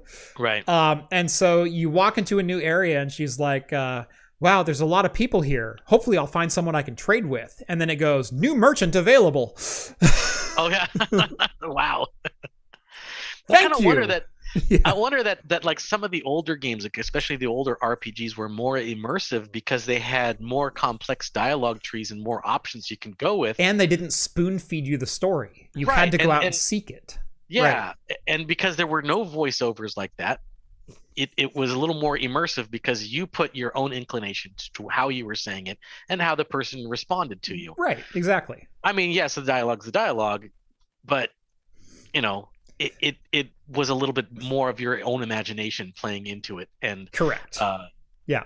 When you add spoken dialogue to a game, you're adding such a wild card because it's no longer just me reading lines on a screen and interpreting the emotion there, because that's something completely different than hearing dialogue with emotion conveyed in it. Yeah. And it not matching the mood that's set by the scene. Just look at some of the brilliant responses that they had in some of the old Fallout games. Yeah. Like not only just responses, but there would be responses based on your intelligence level. Yeah. So if you had like 0 intelligence, people would talk down to you on the dialogue. They'd be like, oh, that's great that you figured that out, type of thing. That Let me get some crayons so I can draw you a diagram. Exactly, but that doesn't happen in like Fallout 4 or Fallout 76. Just it can't, because there's only so much that the voice actors can do. Right. It's like, yeah, it's great that you got voice actors now. It's kind of nice that you hear what's going on. But it also flattens the difficulty curve. It also flattens the experience. Curve. Yeah. It flattens the experience. It flattens everything. Yeah. So I think that when you have like a text-based one, there are more options, but you lose that over immersiveness where you feel like someone's actually talking to you. Correct. And like I said, that's a hard one to get through. And it is. And games like GTA 5 have completely spoiled us of that, because GTA 5 is 100% pre-scripted on every single bit of dialogue and all of the cutscenes. And I mean, as opposed to like when you're driving through the city, people screaming at you, that's all procedural. Right. Depending on what you, but as the game progresses, that's all scripted. But the storytelling, it's all scripted. Yeah. It's all scripted. Yeah. And they did a phenomenal job with it, where every single scene was directed. It wasn't just a voice actor taking a cut. It was, this is the direction of the scene. Here's the emotion you need to convey. Or if you look at GTA 4, the main story was done that way, but all of the side missions, all of the stranger missions were all very, very static. It was you walk up to a random NPC and they go, "Hey man, how you doing?" And Nico would come out with a completely different emotion. "Do you want a piece of me?" And that's the way we used to play voice acted games. And like I said, there's been this new wave of good voice acting thanks to Mass Effect, GTA 5, Fallout 4. But we also shallow the pool as far as possible responses when we do stuff like that. Yeah. Yeah. Now, someone higher up in the chat said, "Rip Fallout." Do you realize Fallout 76 was under the ZeniMax brand, right? Yeah. There could not have been a more poorly executed version of Fallout. Oh yeah. If EA would have done it. Yeah. Actually, a really good summation of Fallout 76. One of the YouTubers I follow that I really like is Internet Historian. His name is Internet Historian. He has a video dedicated. It's about 45 minutes long, where he talks about the whole cock-up of Fallout 76. Yeah. And it's just way to keep us with Cocktail March. Oh yeah. They cover everything from just the horrible launch to the bags that they gave, to I was at rum. The launch. I was at QuakeCon for Fallout 76's reveal, and the reception there was worse than you could imagine. It was beyond the Diablo for mobile, don't you guys have phones? It was, you want to take what is primarily a single player sandbox experience, give us no NPCs, and expect us to build quests based on other real world players. Have you met other people in the real world? They suck. Yeah. That's not what I want in my Fallout game. And it was one of the most tone deaf PC games I have ever seen in my life, and one of the poorest launches that I've ever seen. It seemed like a real blatant cash grab. It was, because of all the microtransactions and totally was. It was not great. Right. It was, let's try to make an MMO with the Fallout 4 engine.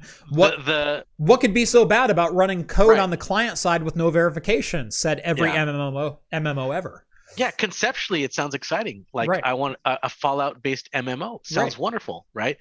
Execution, horrible. Execution, what it turned out is tracking down holotapes to play back to tell you some story that you should care about for some people that you'll never meet. Yeah, exactly. And that was the quest. It was, we need to get this colony fresh water. Well, where are they at? Well, they're off on a journey right now, but you can go to the colony, and if you can get their wells filled, they'll transfer you some caps. And you're like, okay, well, do I meet them when I get the water installed? No. No, that doesn't happen. Right. So awful concept, awful execution. Wonderful concept. I would like a Fallout universe MMO. I think it would be okay. I'll take that back. Probably a decent concept. Yeah, I mean, because like even Elder Scrolls has an MMO. Yeah, it's fairly successful. And that's okay. It's okay. I played a little bit of it. It's not. It's okay. It's definitely better done than Fallout 76. Yes. By far. Yeah. But it is your traditional MMO. It's not your Elder Scrolls experience at all. Yeah. It's like more like a traditional MMO. But at least it's in the Elder Scrolls universe, and if you like that mythos and if you like all the stuff that goes along with it, hey, they're great. It's a fun MMO for that. Yep. Solid. But yeah, that's kind of what we were hoping with Fallout 76, and we got nothing like that. We got no story, we got no interaction, and we got the typical online gaming community that hacks the living hell out of the game from the very get-go and drops nuclear bombs everywhere, and it was just awful. It was not good. Yeah, and the reception there was like, eh? Yeah. No, watch the Internet Historian video on Fallout 76. Yeah, I haven't seen that one, but it's he makes really some really good stuff. He does some really good stuff. So he's one of the, I think he's probably one of the best sponsors for NordVPN. He does the NordVPN commercials. Oh yeah. I think for the best. Yeah. But no, I mean, just looking at this list, they get Rage, they get Dishonored, they get Fallout, they get Doom, they get I mean, even some one-off games like Senua's Sacrifice. Like, there's a great, Elder Scrolls, there are Wolfenstein. There are some fantastic games in that catalog.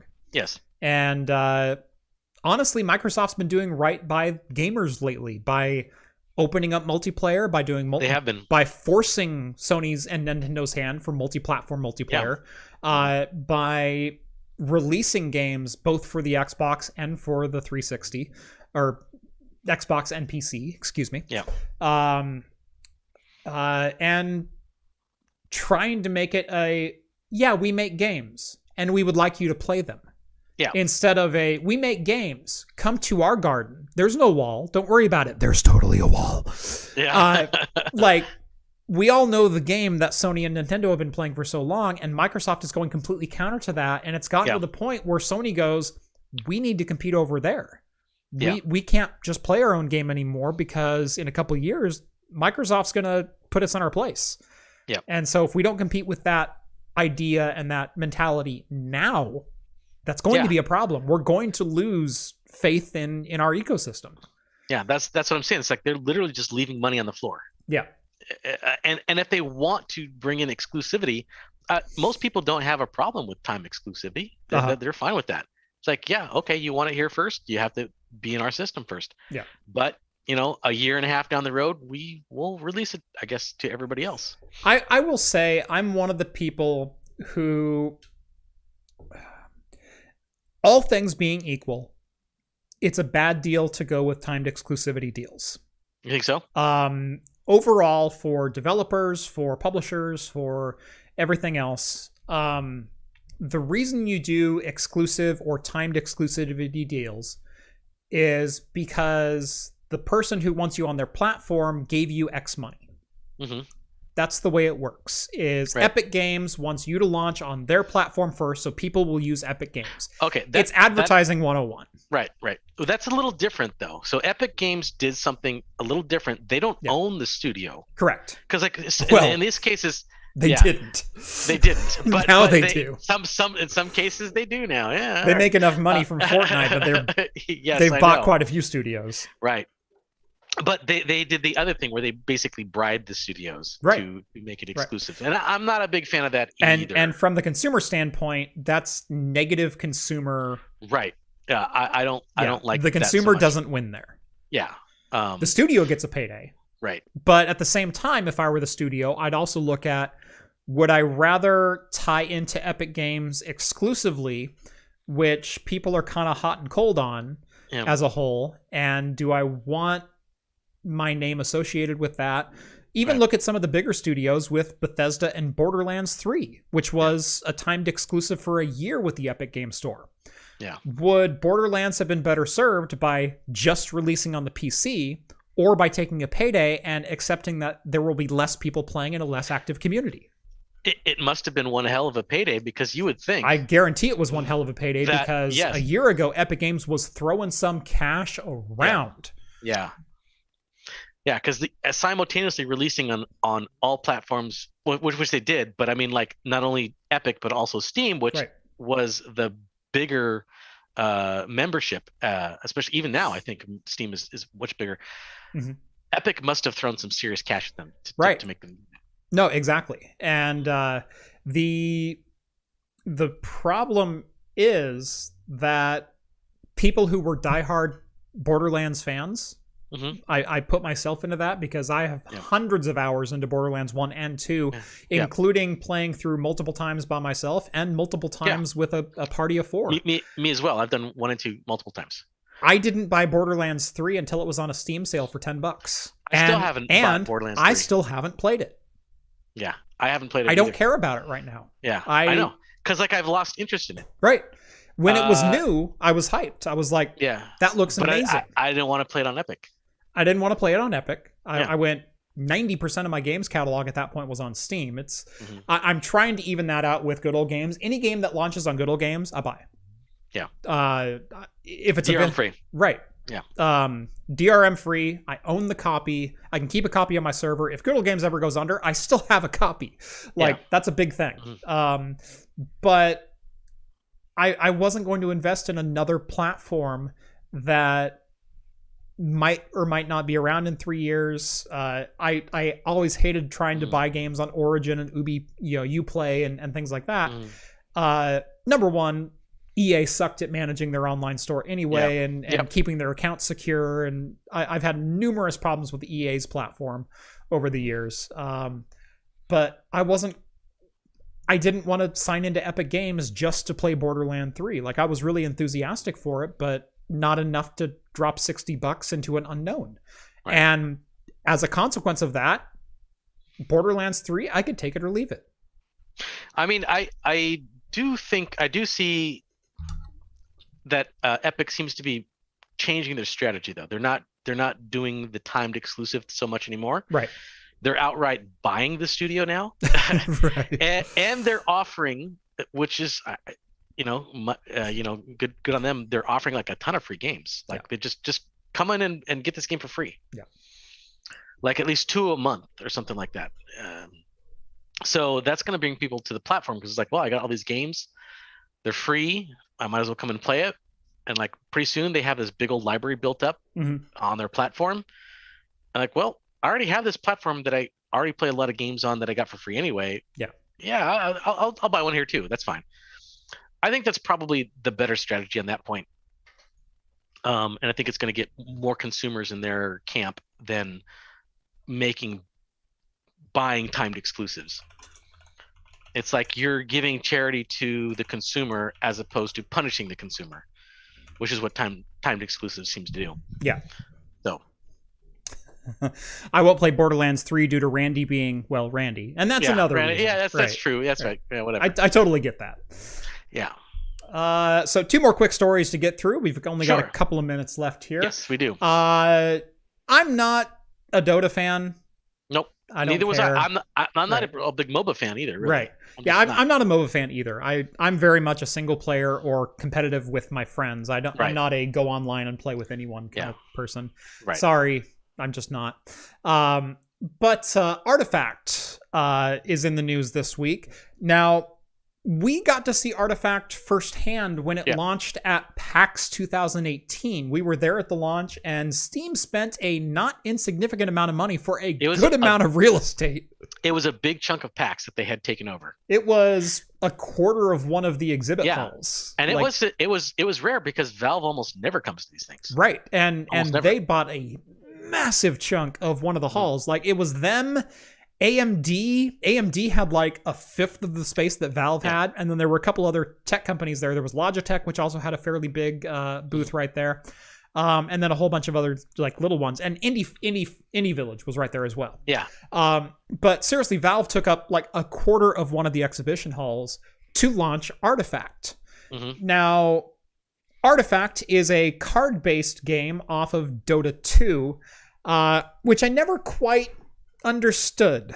Not that I'm a huge Dota 2 fan, but I just didn't get the sales pitch of all of the excitement of Dota 2 now in an online card game. Oh yeah. Like, I just could not get myself hyped about it. Yeah, Dota 2's too fast paced. Let's slow it down. Let's slow it down. Yeah. So apparently everyone agreed with me. Yeah. Because Artifact has now gone 100% free to play. And Valve has ceased development on future updates. Yeah, and this isn't like how CSGO went free to play, because CSGO went free to play, and they're still doing like their cases, and they're still making new hats. They're still making with TFT. Or sorry, that's Team Team Fortress. Yeah, Team Fortress 2. Yeah, they still have an income stream on those games, even though they're free to play. They still have an income stream. There's no income stream on this whatsoever. No transactions, nothing. Nothing for sale. That's like when you get a free account, you get all the cards, everything. You get everything. Yep. So they're just like, okay, this sucked. Sorry, guys. Here you go. Just have it. Yeah. And it's basically what happens. And for Valve to go, yeah, this was not a success is a very rare swing and a miss for them. Yeah. They're usually spot on just about everything. Yeah. They usually print money when they make something. Yes. This was a swing and a miss for them. Yeah. And it was too, because like when I heard that Valve was coming to PAX that year, I was excited. Right. I'm like, oh, what's Artifact? It's like, oh, it's a card game. Valve is bringing a new IP to. It's a card game based on Dota 2. Yeah, really? No. It's like, yeah. I don't know who thought that was a good idea. But they had like 100 different stations that you could sign up for to go and play the card game with one of the development team or the marketing team or things like that. And we're like, nah, that's fine. Whatever. Same thing happened to Scrolls. Yeah, Scrolls was the other one that it's like that was the Notches one. That was the Minecraft.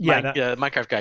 Yeah, that was Notches Scrolls, which didn't go anywhere. Which Elder Scrolls sued him because they thought they owned the word Scrolls. Right. But then Notches now they're under the same umbrella though, so it's all good. He just sold Minecraft to Microsoft for like $1 billion. $2.2 billion. Yeah, he's like he doesn't care anymore. He's fine. He doesn't care. Yep. Just give Magic the Gathering online with a proper UI and done. Yeah. I mean, it's not rocket science to get a successful card game. I don't think Dota 2 was necessarily the precipice they needed to jump off of to get it, though. Yeah. So, and also sticking with Valve news, Steam's Remote Play Together feature now works without a Steam account. That's right. Up to one player right now. If you sign up for their beta, if you use their beta, and it's free, anybody can do it. Mm-hmm. There's a certain set of games that support the Play Together feature, and with that, you can go into the overlay, get a link, and send it to one of your friends, and that friend should be able to join the game without even to have a Steam account. Right. Or the game. You just like log in and they can join you, which is actually pretty neat. I'm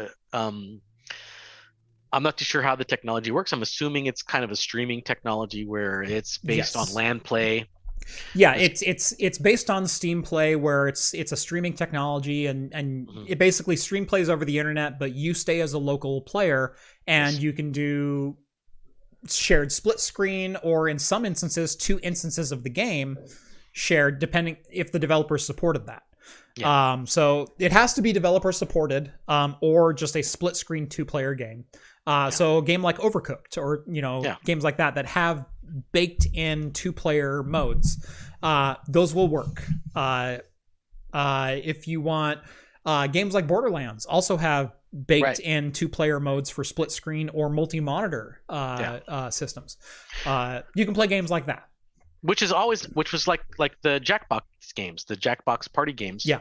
I've always loved those games because not everybody had to own it. You just had to own it. Right. And then you just like tell people, hey, just go to the browser, type in this code. Yep. You're in the game. This is going to be something fairly similar. Right now, it's only limited to one person. Who knows if they're going to expand it or not.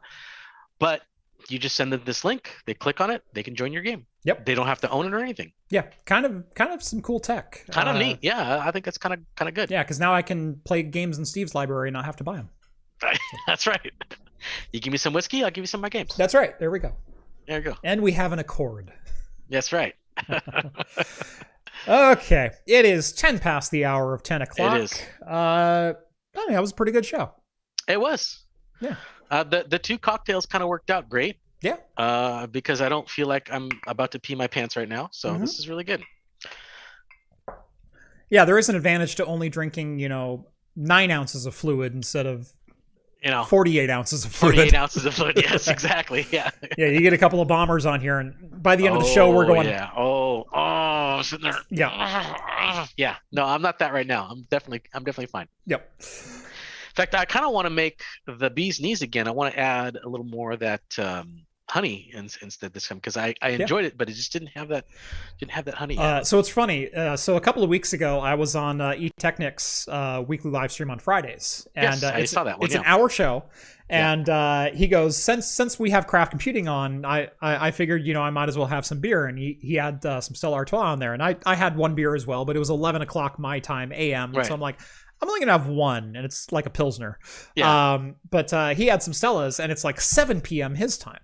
Yeah. And so I think he had 3 or 4 during the 1 hour show. And but they're Stellas though. They're Stellas. They're not high ABV, but there's a lot of liquid there. He had a lot of liquid, 3 or 4 12-ounce bottles of Stella. Right. And he right after we signed off, he goes, I hate to do this, but I really need to pee right now. And like, hey, dude, I know. And I said, that is us every single week. It's like, and we're out. Yeah, go by. Yeah. We didn't even say goodbye to each other. We just leave the stream. Yeah, I know. So, yeah, that one of the downsides of having a 2+ hour live show every week where we're consuming beverages. Mm-hmm. Exactly. So. There's no pee break. I'm thinking about doing the trucker's pee bottle right here. Get a 2-liter below. Just like Yeah. And in other news. Okay, what were we talking about again? Sorry, I blacked out there for a minute. Yeah. Yeah. So anyway, that was a lot of fun. If you haven't seen it already, go check out Technic's breakdown of why are graphics cards and just about everything else so damn expensive, because he does a really good job. Really dives into some detail that a lot of people may not know, and the problem is really a little bit of everything. So good job there, Andy. Anyway, thank you so much for joining us here on Talking Heads, episode 174, your once-a-week live show of the latest in beer and tech news every Wednesday night at 8 p.m. Pacific time right here on YouTube. If you like the content you see on this channel and want to help support us in what we do, consider joining the Patreon or Float Plane. Links are both down in the video description. As a bonus, you'll get exclusive access to the Discord server where you can chat with myself, John, Rhett, Steve, all of the hosts from Talking Heads, and keep the conversation going over there with the awesome community that is ever growing. Like this video if you liked it. Subscribe to Craft Computing if you haven't done so already. Subscribe to Hops and Brews, where we used to guest star a lot more often, but not recently. Actually, I just did a review with them. Oh, did you? Not too long ago. Yeah, I did. Yeah. Nice. Yeah. So Steve still gets an opportunity to be on Hops and Brews. I don't live that far. Yeah. Yeah. But yeah. Thank you so much for checking us out, and as always, we will see you next week. Cheers, all.